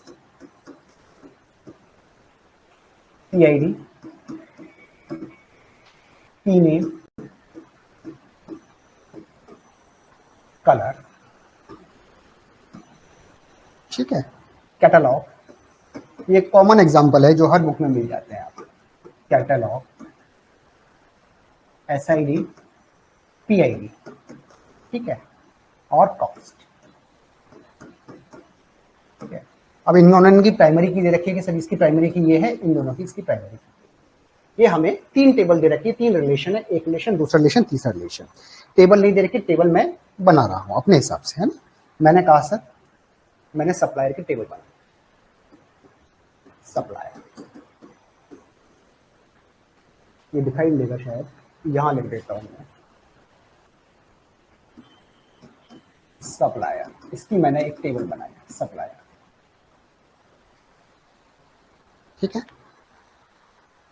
या तो क्वेश्चन में गिवन होगी, नहीं तो मैं अपने हिसाब से मैंने टेबल बना दी। मुझे केवल रिलेशन एट्रीब्यूट दे रखा है ना, डिग्री बदल रही है, एट्रीब्यूट दे रखा है, बाकी कुछ नहीं।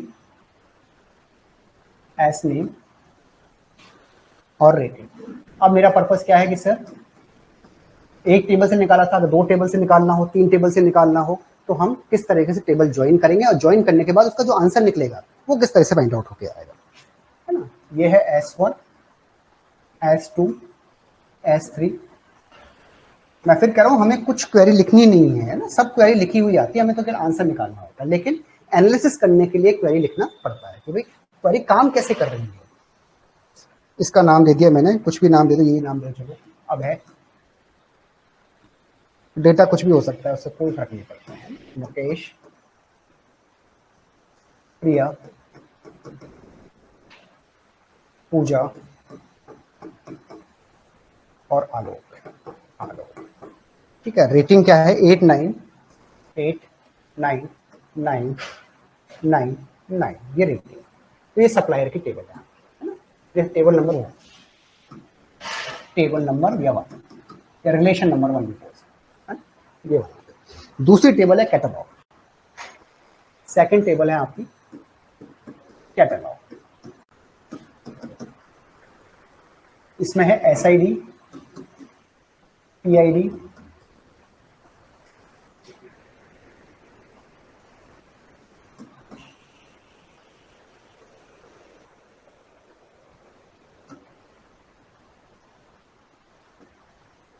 S1, S2, S4, S2, S4 मैं वही ले रहा हूं जो क्वेश्चन में गिवन है, बाकी कुछ भी डेटा दिया जा सकता है, P1, P2, P3, P4, ठीक है। ये स्टैंडर्ड क्वेश्चंस होते हैं जो बुक्स के मिल जाएंगे आपको। नवाटे की बुक्स का है ये वाला क्वेश्चन, 6 के, 7 के, 8 के, 9 के, ठीक है। और एक टेबल है आपकी पास टेबल, पास 3 रिलेशन दे रखे हैं, PID, P नेम और कलर, P नेम और colour, P1, P2, P3 and P4, ठीक है। P नेम दे रखा है ABCD, red green red yellow, red green red yellow, yellow क्या लिख देता हूँ इसके बाद, येलो, ठीक है। ये आपकी 3 टेबल है। फर्स्ट टेबल, मान लीजिए मैंने ये डेटा इसके अंदर डाल दिया, ये डेटा है आपका रिलेशन नंबर 1, ये है आपका रिलेशन नंबर 2, ये रिलेशन नंबर 2 या टेबल नंबर 2 है, रिलेशन नंबर 2, ये हो गया आपका रिलेशन नंबर 3। अब मैं क्वेरी लिखता हूँ, ठीक है। डिफरेंट तरीके से क्वेरी लिखने की कोशिश करता हूँ, जिसमें एक टेबल से मैं रिट्रीव होकर आए, 2 टेबल का यूज लेते हुए इंफॉर्मेशन रिट्रीव होकर आए, 3 टेबल का यूज लेते हुए इंफॉर्मेशन रिट्रीव होकर आए, ठीक है। तो किस तरीके से हम क्वेरीज को बना सकते हैं, ये 3 टेबल है आपकी, ठीक है। अब मान लीजिए आपके पास क्वेश्चन है, 1 बाय 1 हम क्वेरी लिखेंगे, ठीक है। राइट ए क्वेरी, WA का मतलब होता है राइट ए क्वेरी। मैं फिर कह रहा हूँ क्वेरी नहीं लिखनी है ना, मैं केवल समझाने के लिए, एनालिसिस करने के लिए क्वेरी लिख रहा है कि क्वेरी बन कैसे रही है, उसका आउटपुट कैसे आ रहा है, किस तरीके से उसका फॉर्मेशन होता है, वो हमारे दिमाग में होना चाहिए, है ना। Write a query to find SID, to find SID of supplier,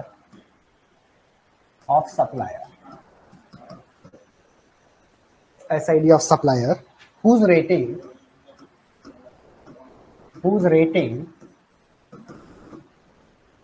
greater than 8, ठीक है, ये क्वेश्चन है। Write a query to find SID of supplier whose rating greater than 8। देखो सप्लायर है हुज रेटिंग ग्रेटर देन 8 है, उनका क्या नाम क्या करना है अपने को, एसआईडी नाम निकालना है।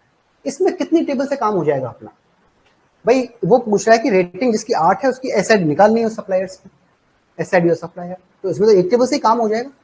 हमें गिवन 3 टेबल है, लेकिन जब हमारा एक टेबल से काम हो रहा है तो एक टेबल से हम काम निकाल लेंगे। तो इसमें तो 1 टेबल ही इनफ है ना आपकी। तो आपने क्या लिखा सर, क्वेरी लिखी, देखो क्वेरी क्या हो गया आपका, क्वेरी सिंपल क्वेरी है आपकी, सेलेक्ट, आपने क्वेरी लिखी सेलेक्ट एसआईडी, एसआईडी मैं सारे वेरिएशंस बताने की कोशिश कर रहा हूँ कि हर तरीके से क्वेश्चन बन सकते हैं। एसआईडी फ्रॉम सप्लायर, ठीक है, वेयर रेटिंग ग्रेटर देन 8, ठीक है, आपने कर दिया, बस है क्या इसमें तो कुछ था ही नहीं, एक ही टेबल से काम हो गया। टेबल हमको 2-3 रखी है, लेकिन जब हमारा एक ही टेबल से काम हो रहा था, हम एक टेबल से निकाल लेंगे, ठीक है। अब कुछ इसमें ये होता है, एलियास का यूज भी ले लेते हैं, है ना। कई बार क्वेश्चन में आपको दे रखा होगा कि जो 3 टेबल है, इस टेबल को मैंने एलियास मतलब नाम चेंज कर दिया, मैं पूरा नाम लिख के छोटे में ले देता हूँ। मैंने कहा सप्लायर को मैंने कर दिया है टी से, इसको कर दिया है पी से डिनोट, इसको कर दिया है सी से डिनोट, तो मैं क्या लिखूंगा सर, ठीक है। उस केस में मैं क्या करूंगा सर, कई बार ये भी होता है सेलेक्ट, आपने इसको ऐसा लिख दिया सेलेक्ट एसआईडी है ना ये वाला, तो टी डॉट एसआईडी, इनको डिफरेंस करने के लिए कि सर ये टी टेबल का है, टी डॉट एसआईडी। कई बार हमें एलियास का रिक्वायरमेंट है ना, तो वो इस तरीके से भी लिखा जा सकते हैं, सप्लायर डॉट टी, ठीक है। मैंने इसको एक एलियास नाम दिया टी पर, है ना। तो मैंने जब हम कुछ ऐसा ऑपरेशन करवाते हैं, एक ही टेबल से ऑपरेशन करवाएंगे, दोनों टेबल्स का ज्वाइनिंग करवाते हैं, एक ही टेबल को 2 बार ज्वाइन करवाते हैं, वहाँ एलियास की रिक्वायरमेंट है।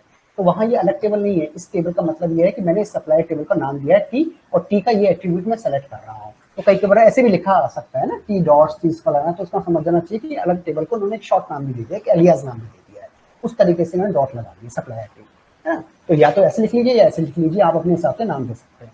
तो कभी भी इसको लेकर कंफ्यूज ना आने कि टी क्या है, पी क्या है ना। तो वो शॉर्ट नाम दे दिया एक एलियास, जिसको रीनेमिंग करते हैं ना, रीनेमिंग करते हैं,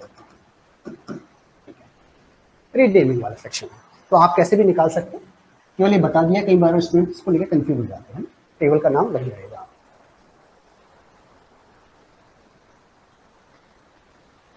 ठीक है, अब इसी चीज को मैं आगे कर रहा हूं कि सर मुझे निकालना है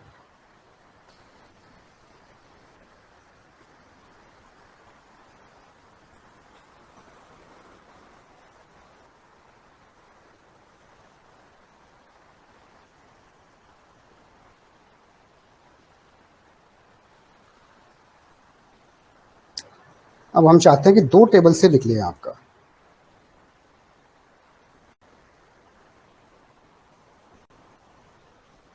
मैं देख रहा हूं ऐसा क्वेश्चन। चलो एक क्वेरी लिखता हूं मैं आपसे, write a query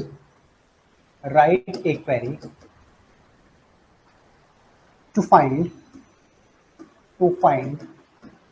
SID of supplier,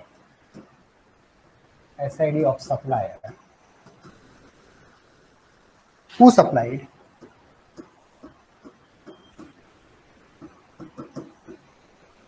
supplied red colour, ठीक है। Write a query to find SID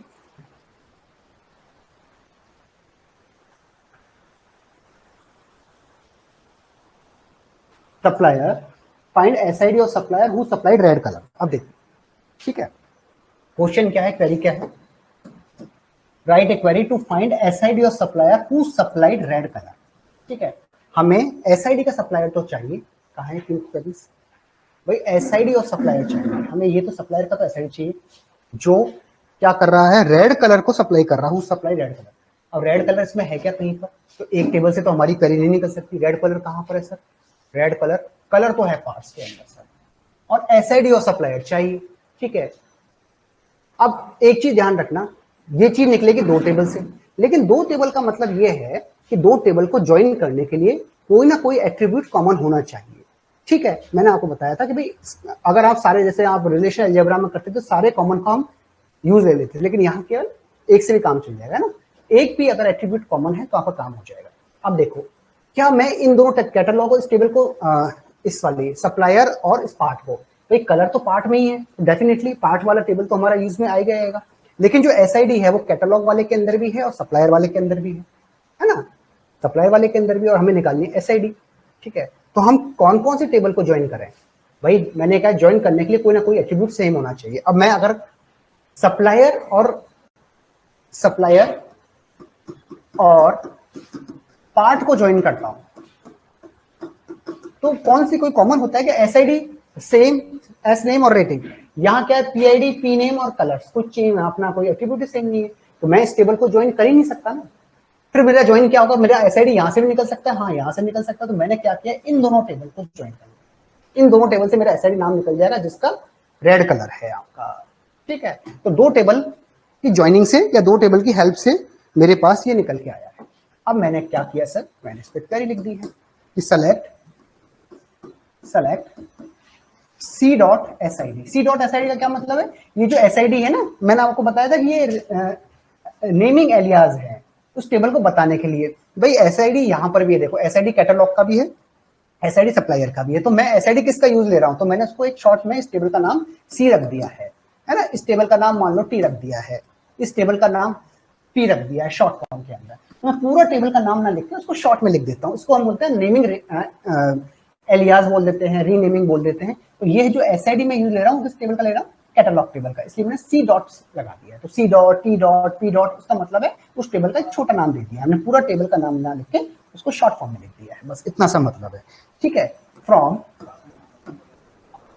जब एक ही टेबल थी वहां तो लिखने की जरूरत ही नहीं है, बट यहाँ तीन तीन टेबल है तो कौन सी टेबल से डेटा आया है उसको मेंशन करने के लिए ये किया है। अब टेबल में कौन सी ज्वाइन करवा रहा हूँ, कैटलॉग और पार्ट टेबल, दो टेबल यूज में आ रही है निकालने के लिए। तो मैंने कहा सर कैटलॉग, अभी तक हम एक टेबल का यूज ले रहे थे, अब हमने कैटलॉग सी और पार्ट, ये पार्ट टेबल है ना, ये पार्ट टेबल हो गया।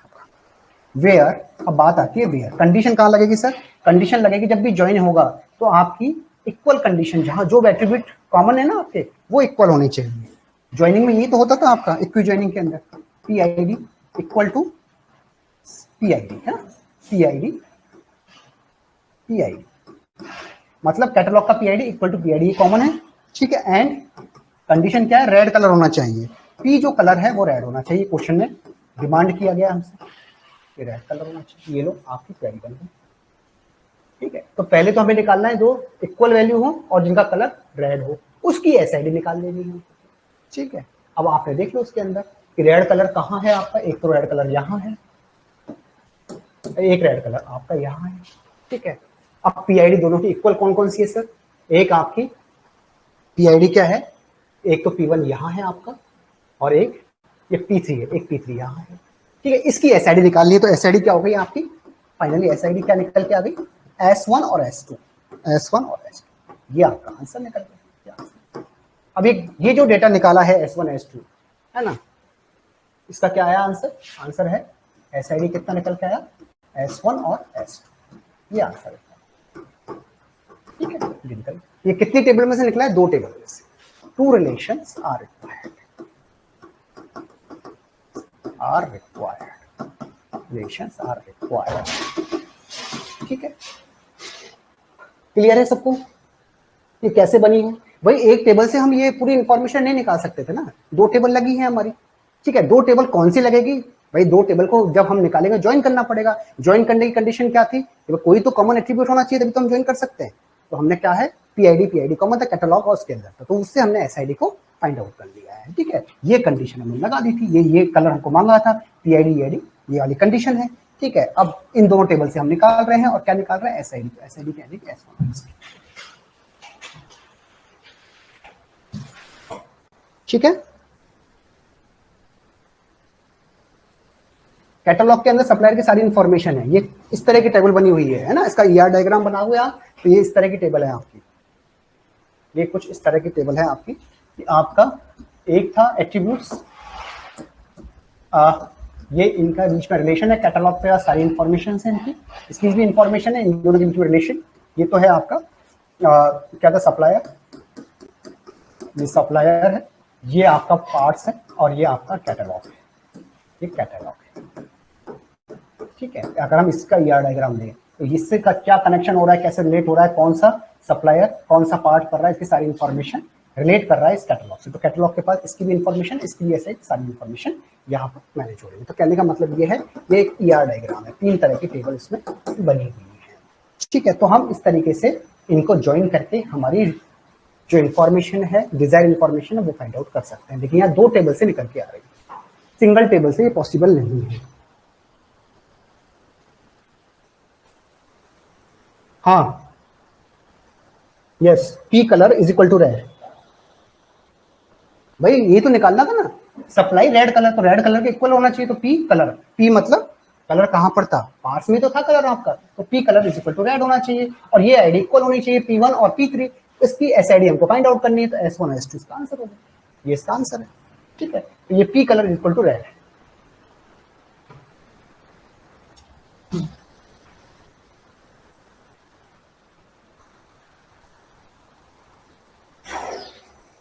हाँ जी, बताएं।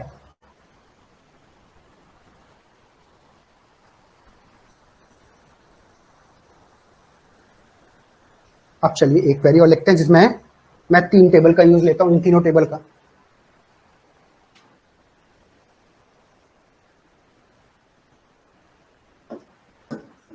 Question, write a query, write a query to find the name of, find the name of, to find the name of suppliers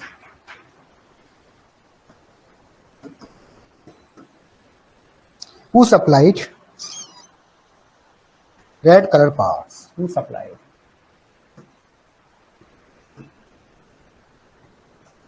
red color part,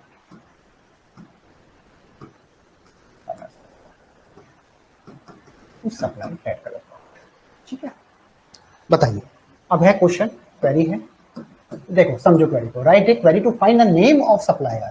ठीक है, who supplied red colour part, जो red colour part supply कर रहा है, ठीक है, उसका हमें क्या निकालना है, name of supplier. Name of supplier पूछा है, इसमें ध्यान रखना है ना। तो अब इसमें नेम ऑफ सप्लायर, देखो ध्यान दो, उसमें नेम ऑफ सप्लायर हमसे पूछा है जो सप्लायर रेड कलर को सप्लाई करता हो।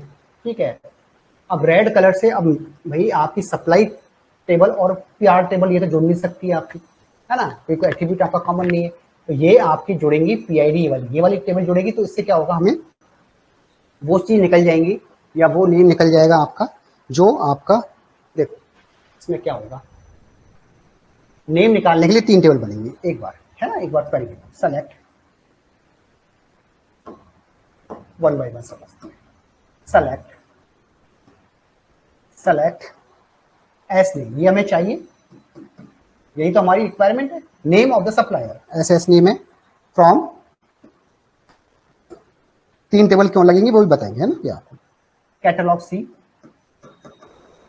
कैटलॉग सी, पार्ट्स पी, ये पी इसलिए लिखा है कि इसको मैंने एक नाम दे दिया है शॉर्ट, है ना, कोई जरूरी नहीं देना, ऐसा कोई हार्ड एंड फास्ट नहीं है, बट आप देना चाहें तो दे सकते हैं।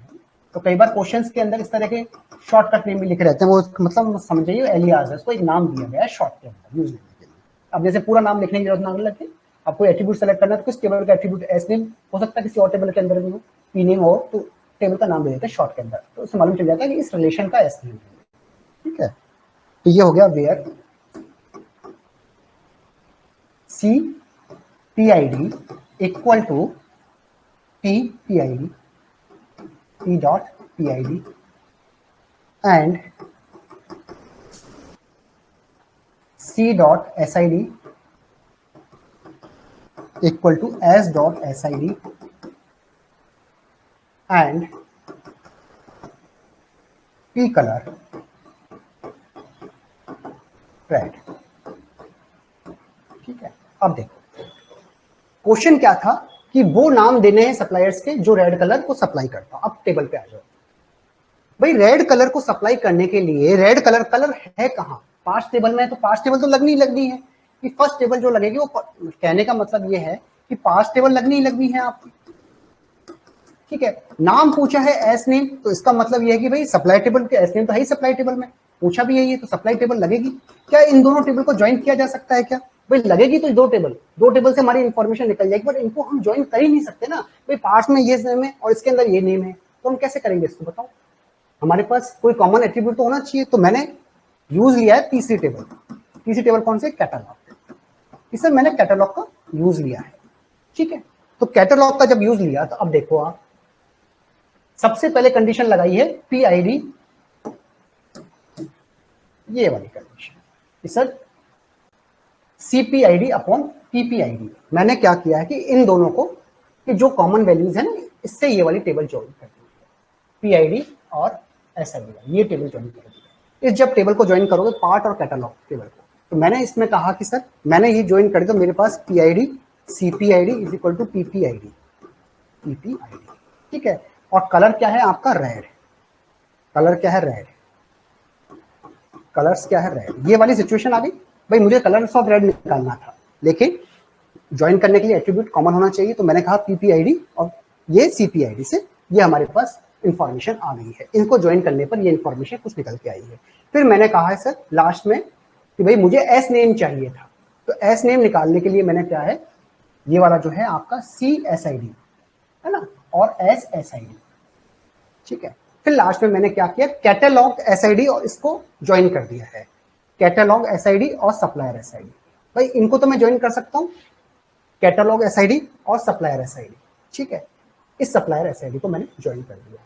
अब तीन टेबल ज्वाइन हो गई। भाई हुआ क्या है, अब इस टेबल को ज्वाइन करने पर मेरे पास पीआईडी आ गई जिनके रेड नंबर रेड थे, तो P1 P2 आ गया, ठीक है। अब ये जो टेबल है ना, ये जो टेबल है, इस टेबल को मैंने ज्वाइन कर दिया सप्लायर टेबल से, तो सप्लायर टेबल से जब मैं ज्वाइन करूंगा तो मेरे पास एसआईडी कॉमन है और यहाँ एसआईडी कॉमन है, तो वो आ जाएगा एसआईडी, तो उस एसआईडी के करस्पॉन्डिंगली मैं एस नेम फाइंड आउट कर लूंगा कि एस नेम कौन सा है। कहने का मतलब ये है कि तीन टेबल की इसमें रिक्वायरमेंट होगी ज्वाइन करने के लिए, तीन टेबल के बिना ये चीजें नहीं निकाली जा सकती, दो टेबल से नहीं निकाल सकती, ठीक है।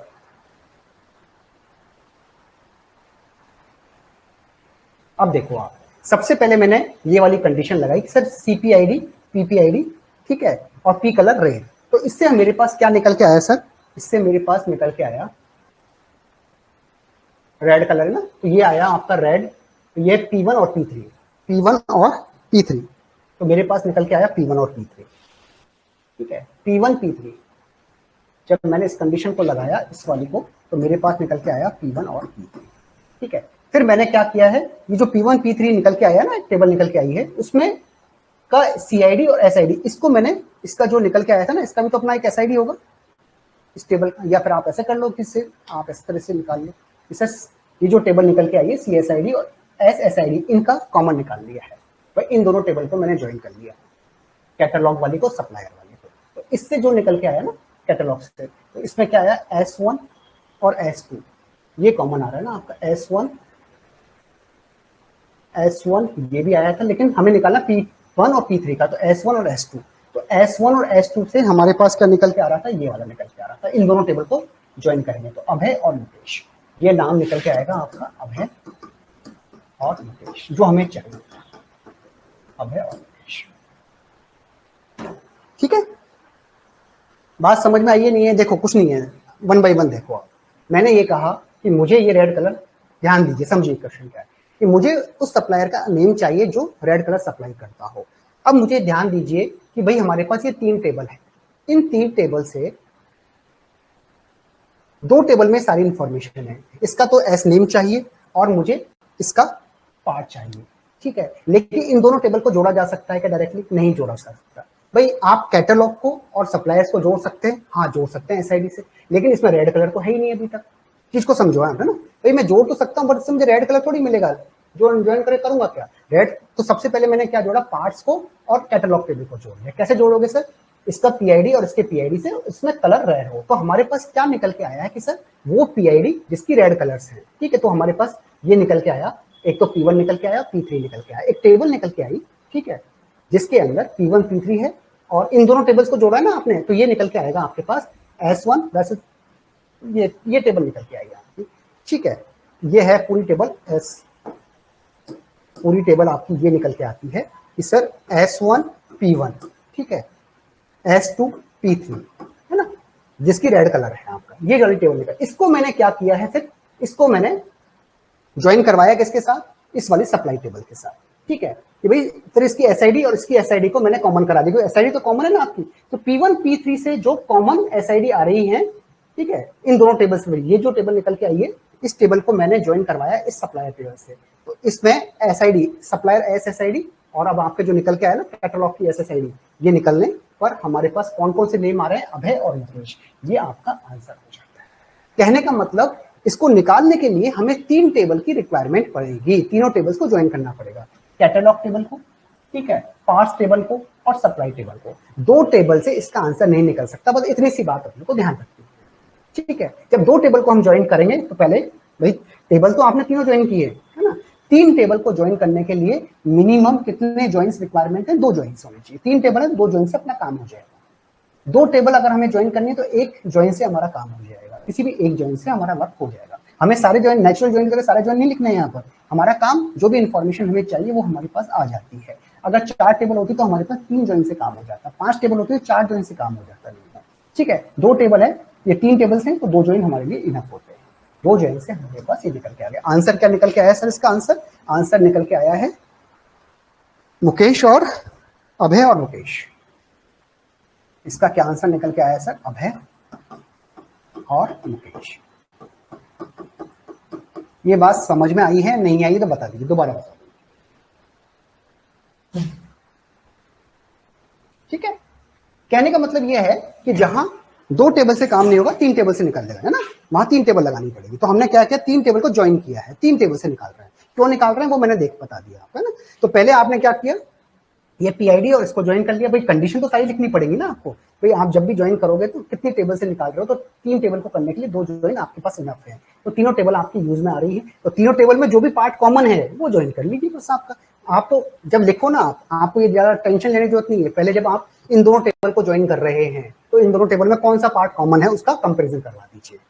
पीआईडी और पीआईडी मतलब ये आपकी कैटलॉग टेबल थी और ये आपकी पार्ट टेबल, इनमें कौन सा कॉमन है इसको लिख दिया। और कौन कौन सी टेबल ज्वाइन की, 3 टेबल्स निकाल दिए, 3 टेबल में 2 ज्वाइन चाहिए अपने को, फिर कैटलॉग और उसमें एसआईडी कॉमन था, इनको करवा दिया। और कंडीशन क्या थी, रेड कलर की, ये लोग कंडीशन लगा दी। अब आपके पास आंसर निकल के आ जाएगा, ठीक है। ये तीनों कंडीशन जिसमें फिलफिल हो रही है, तो इसका पहले कंपेरिजन करवा लो इस वाले का। जब ये 2 टेबल ज्वाइन करोगे ना, फर्स्ट टेबल का कैटलॉग और पार्ट का, तो ये कंडीशन लग रही थी आपकी उसके, तो कंडीशन निकलने के बाद हमारे पास कुछ वैल्यू आई है ना, तो वो वैल्यू को आपने एसआईडी से इससे कंपेरिजन मतलब इन दोनों को ज्वाइन कर लिया। उसके बाद निकलने के बाद तो आपके पास फिर क्या आया है, अभय और मुकेश आंसर आ गया है, ठीक है। इसको देखना और करके देखना है इसको, है ना।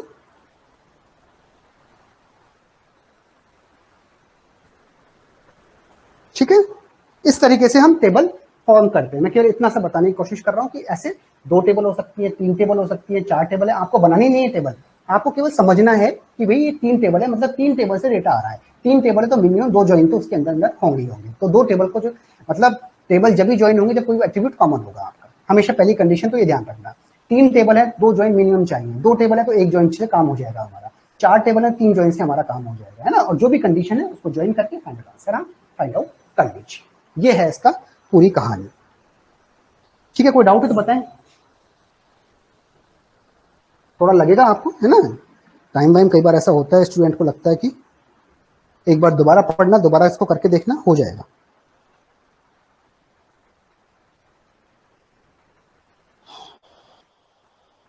अब आते हैं हम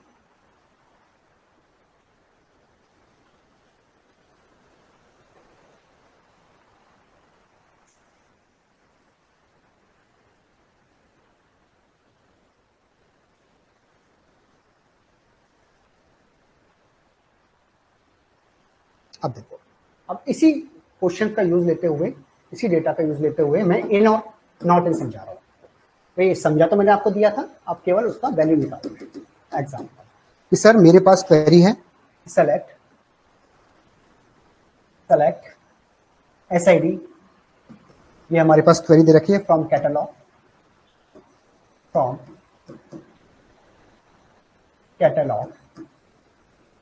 where PID, where PID in, अब ये इन लगा रखा है और एक सब क्वेरी दे रखी है आपको, select PID from parts where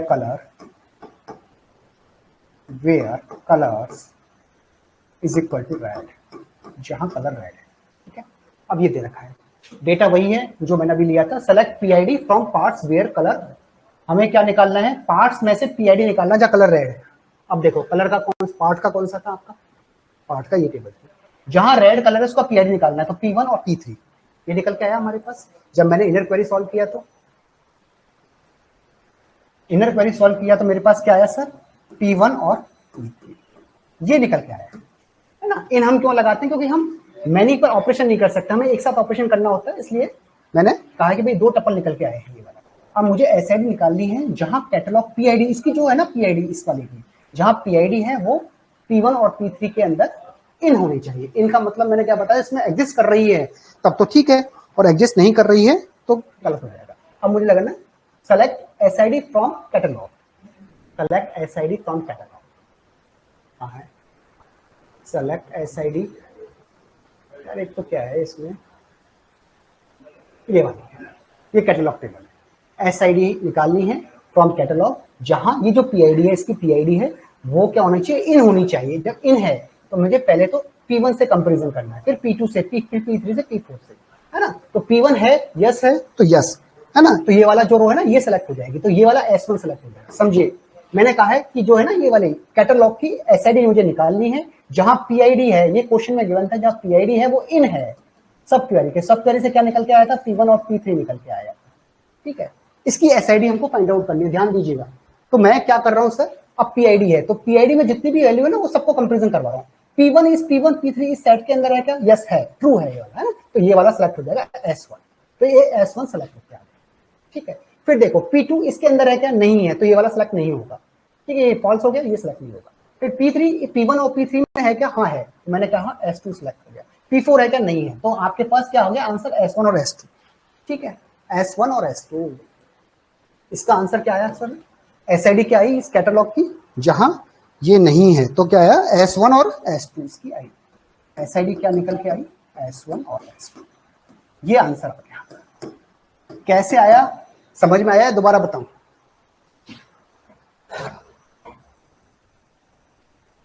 बताइए। पहले इन है, आपने इनर क्वेरी सॉल्व कर ली, इनर क्वेरी से PID आ गया P1 और P3।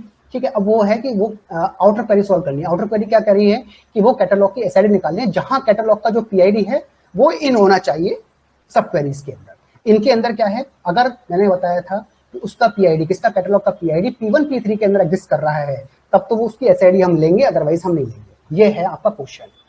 ठीक है, हाँ जी भूपेंद्र, समझ में आया।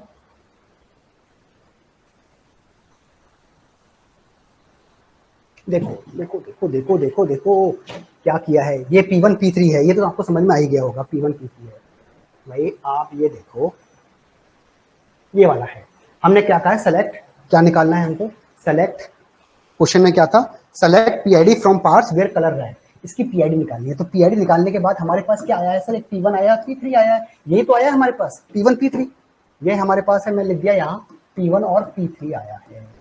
ये लो निकाल लिया इनर क्वेरी सॉल्व करने के बाद, ये हमने इनर क्वेरी सॉल्व कर ली। ठीक है, इस पर वो क्या लगा रहा है, इन लगा रहा है। अब आउटर क्वेरी क्या दे रखा है सर, सेलेक्ट एसआईडी दे रखी है ना आपको, एसआईडी फ्रॉम कैटलॉग। अब कैटलॉग टेबल से हमें, कैटलॉग टेबल है, अरे यार क्या है, ठीक है, वेयर, क्या यार ये पेन है क्या, कैसे चल रहा है, वेयर PID, जो कैटलॉग की PID है वो इन होनी चाहिए P1 P3 में। अब देखो कैटलॉग की PID, अब ये कैटलॉग की PID है, PID इनका मतलब क्या है, इस P1 P3 में जो हमारे पास आया ना सब क्वेरी का, इसमें अगर ये एग्जिस्ट कर रही है तो कंडीशन ट्रू है, तो उसकी एसआईडी ले लो। ये एसआईडी S1 हो गया, P1 कर रहा है, P2 कर रहा है, नहीं कर रहा है तो उसकी नहीं लेंगे, P3 कर रहा है, यस कर रहा है, तो S1 और S2 इसका आंसर हो जाएगा क्या, S1 और S2, ये इसका आंसर है। ये लो,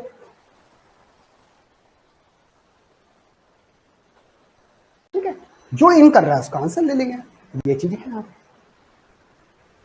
ठीक है। अब मैं आपसे ये कहता हूं सर, अब मैं इसको नॉट इन कर देता हूं।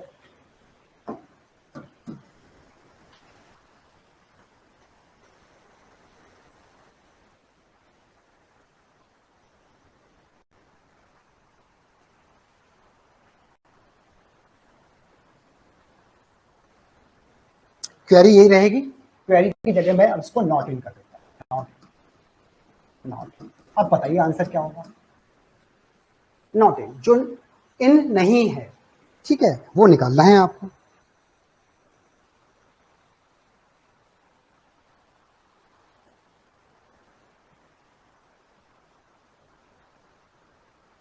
ठीक है, अब निकालो।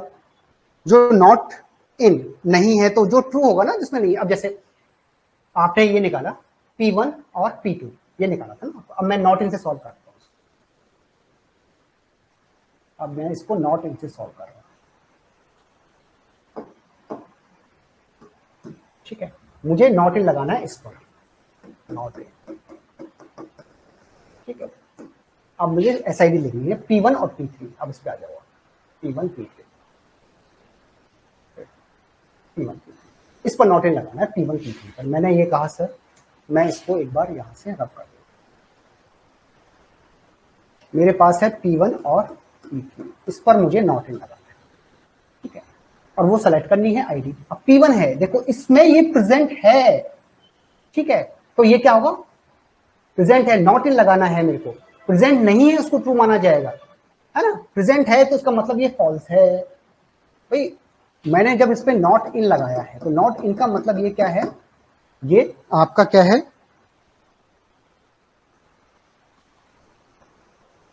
जो रेड कलर आपका है, तो आपका पहली कंडीशन जो है आपकी, जब आप कंपेयर करवाओगे तो पहली कंडीशन हो जाएगी फॉल्स। ये तो कंडीशन हो गई फॉल्स। ठीक है, सेकंड कंडीशन है या नहीं है? सेकंड कंडीशन नहीं है, इसका मतलब ये कंडीशन ट्रू हो गई नॉट इन लगाने पर। तीसरी कंडीशन देखो, तीसरी कंडीशन है, इसका मतलब ये फॉल्स हो गया, उल्टा हो जाता है इसका, फॉल्स। और P4 है क्या इसके अंदर? P4 नहीं है, इसका मतलब ये ट्रू हो गया। ट्रू हो गया ना ये वाला। अब आपको क्या लेना था? क्वेश्चन क्या था आपका? नॉट इन लगाया है आपने कि जो रेड नहीं है उस पर आपने लगाया है ना, उस पर नॉट। रेड है क्या है? क्वेश्चन क्या था आपका? क्वेश्चन क्या था?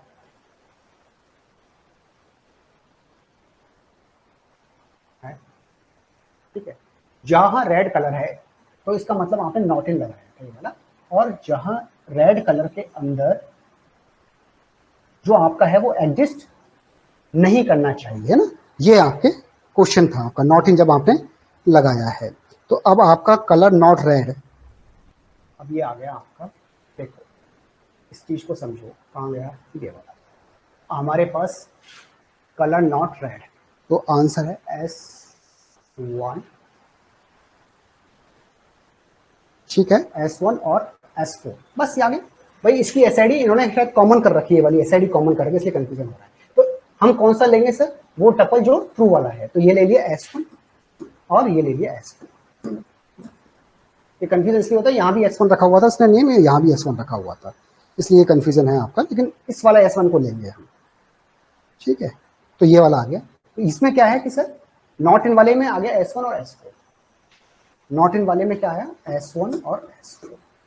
ये नॉट इन के अंदर, ये कंडीशन है, याद रखना। ठीक है, कुछ नहीं करना है ना। नॉट इन में ट्रू वाली वैल्यूज लेनी है, ट्रू वाली SID हमको सेलेक्ट कर लेनी है, बस इतना सा ध्यान रखना है। इन होगा तो इनमें हम ट्रू किसको मानेंगे? जब प्रेजेंट है तब ट्रू माना जाएगा, और जब प्रेजेंट नहीं है उसको फॉल्स माना जाएगा। ट्रू की जो SID है उसके करस्पॉन्डिंगली SID एसोसिएटेड वो ले लेंगे। नॉट इन में क्या है कि जो प्रेजेंट है उसको तो फॉल्स माना जाएगा, जो प्रेजेंट नहीं है उसको ट्रू माना जाएगा। जो ट्रू वाली है वो वैल्यू ले। तो S1 और S2 और हमने वैल्यू यहाँ ले। ठीक है, S1 और S4 ये दिखाई नहीं दे रहा है शायद आपको, S1 S4 ये वाली। ठीक, यहां इसलिए कंफ्यूज मत होना, ये S1 दो बार है इस टेबल के अंदर, दो बार दे रखा है आपका, है ना S1 S1। ये कंफ्यूजन मेरे को भी हो गया था कि भाई है फॉल्स है तो फॉल्स वैल्यू कैसे आपने लेनी है ना।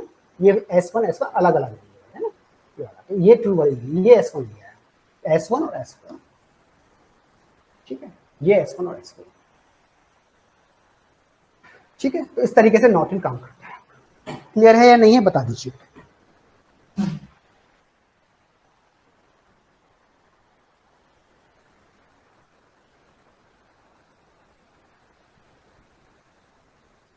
हाँ जी भूपेंद्र, बाकी स्टूडेंट तो चले गए। नॉट इन कैसे आया बताइए। क्लियर है, ठीक है ना। तो आज हमने क्या क्या पढ़ा है सर, इसको एक बार वापस रिवाइज करना, कोई प्रॉब्लम है तो पूछ लीजिएगा, है ना, बता दूंगा, ऐसा कोई दिक्कत नहीं। मैं भले ही मुझे एक क्लास ज्यादा लग जाए, इससे मुझे कोई फर्क नहीं पड़ रहा है ना। फंडामेंटल सारे क्लियर होने चाहिए। एक है आपका एनी, ये हमने आज किया है, ठीक है। एक है ऑल, ये हमने आज कर लिया है, ठीक है। इन है, इन ऑपरेशन, इन ऑपरेटर, वो हमने किया है। नॉट इन है, ये सब किस पे लग रहे थे, सब क्वेरीज पर, नेस्टेड की इंडिपेंडेंट क्वेरीज पर, ठीक है। फिर क्वेरी कैसे लिखते हैं, जनरल क्वेरी कैसे लिख रहे हैं, जिसमें एक टेबल, दो टेबल, तीन टेबल काम में आ रही है, तो वो हमने लिखा था राइट क्वेरीज, ये हमने आज देखा है। और लास्ट में देखा था क्वेरी का एनालिसिस, अगर हमने ये सब लिखे हैं, सब क्वेरीज बनाई है, तो उसका आउटपुट कैसे आ रहा है, वो कैसे सॉल्व होके आपके पास आ रही है। एनालिसिस ऑफ क्वेरीज, ठीक है, ये हमने आज कर लिया है। अब केवल इसमें एक चीज बची है, कोरिलेटेड सब क्वेरीज। ये है आपकी कोरिलेटेड सब क्वेरीज, कोरिलेटेड नेस्टेड क्वेरी। और एक आपका बचा हुआ है एग्जिस्ट और नॉट एग्जिस्ट। में स्टार्टिंग में आपको कराया था ना, एग्जिस्ट नॉट एग्जिस्ट, वो आपका बचा हुआ है, एग्जिस्ट और नॉट एग्जिस्ट, एग्जिस्ट और नॉट एग्जिस्ट ऑपरेटर्स है, ये आपका बचा है। एक आपका है जो वाइल्ड कार्ड का होता है, परसेंटेज लगा के, वो भी एक है ना, वाइल्ड कार्ड्स वाला है, वो बचा। तो ये हम कल कराते हैं ना, कोशिश ये थी कि आज ही हो जाता, लेकिन चलो कोई दिक्कत नहीं, कल लेंगे, क्लास ले लेंगे, 1 घंटे में ये सारा कंप्लीट हो जाएगा। तो कल आपकी लास्ट क्लास होगी इस क्वेरीज की, ठीक है। इसको आप करना, कोई प्रॉब्लम है तो पूछ लीजिएगा। केवल कोरिलेटेड नेस्टेड क्वेरी बची है, एग्जिस्ट नॉट एग्जिस्ट, और एक होता है आपका जो वाइल्ड कार्ड वाला होता है ना, कि 2 नंबर के बाद वाला सेलेक्ट करना है, एक वो भी बचा हुआ है ना। तो ये तीनों हम करा देंगे कल, और आपका ये जो चीज है वो फिनिश हो जाएगी, क्वेरीज वगैरह, ठीक है। इसके बाद जितनी प्रैक्टिस है वो आप सारी प्रैक्टिस करना, 99% क्वेरी सॉल्व होगी, ऐसा कुछ दिक्कत नहीं है ना। थोड़ा सा दिमाग लगाइएगा, प्रॉब्लम्स है कोई है तो पूछ के बता दीजिएगा मुझे। चलिए आज की क्लास को हम यही क्लोज करते हैं। कोई डाउट हो किसी भी तरीके का तो मुझे फॉरवर्ड करें।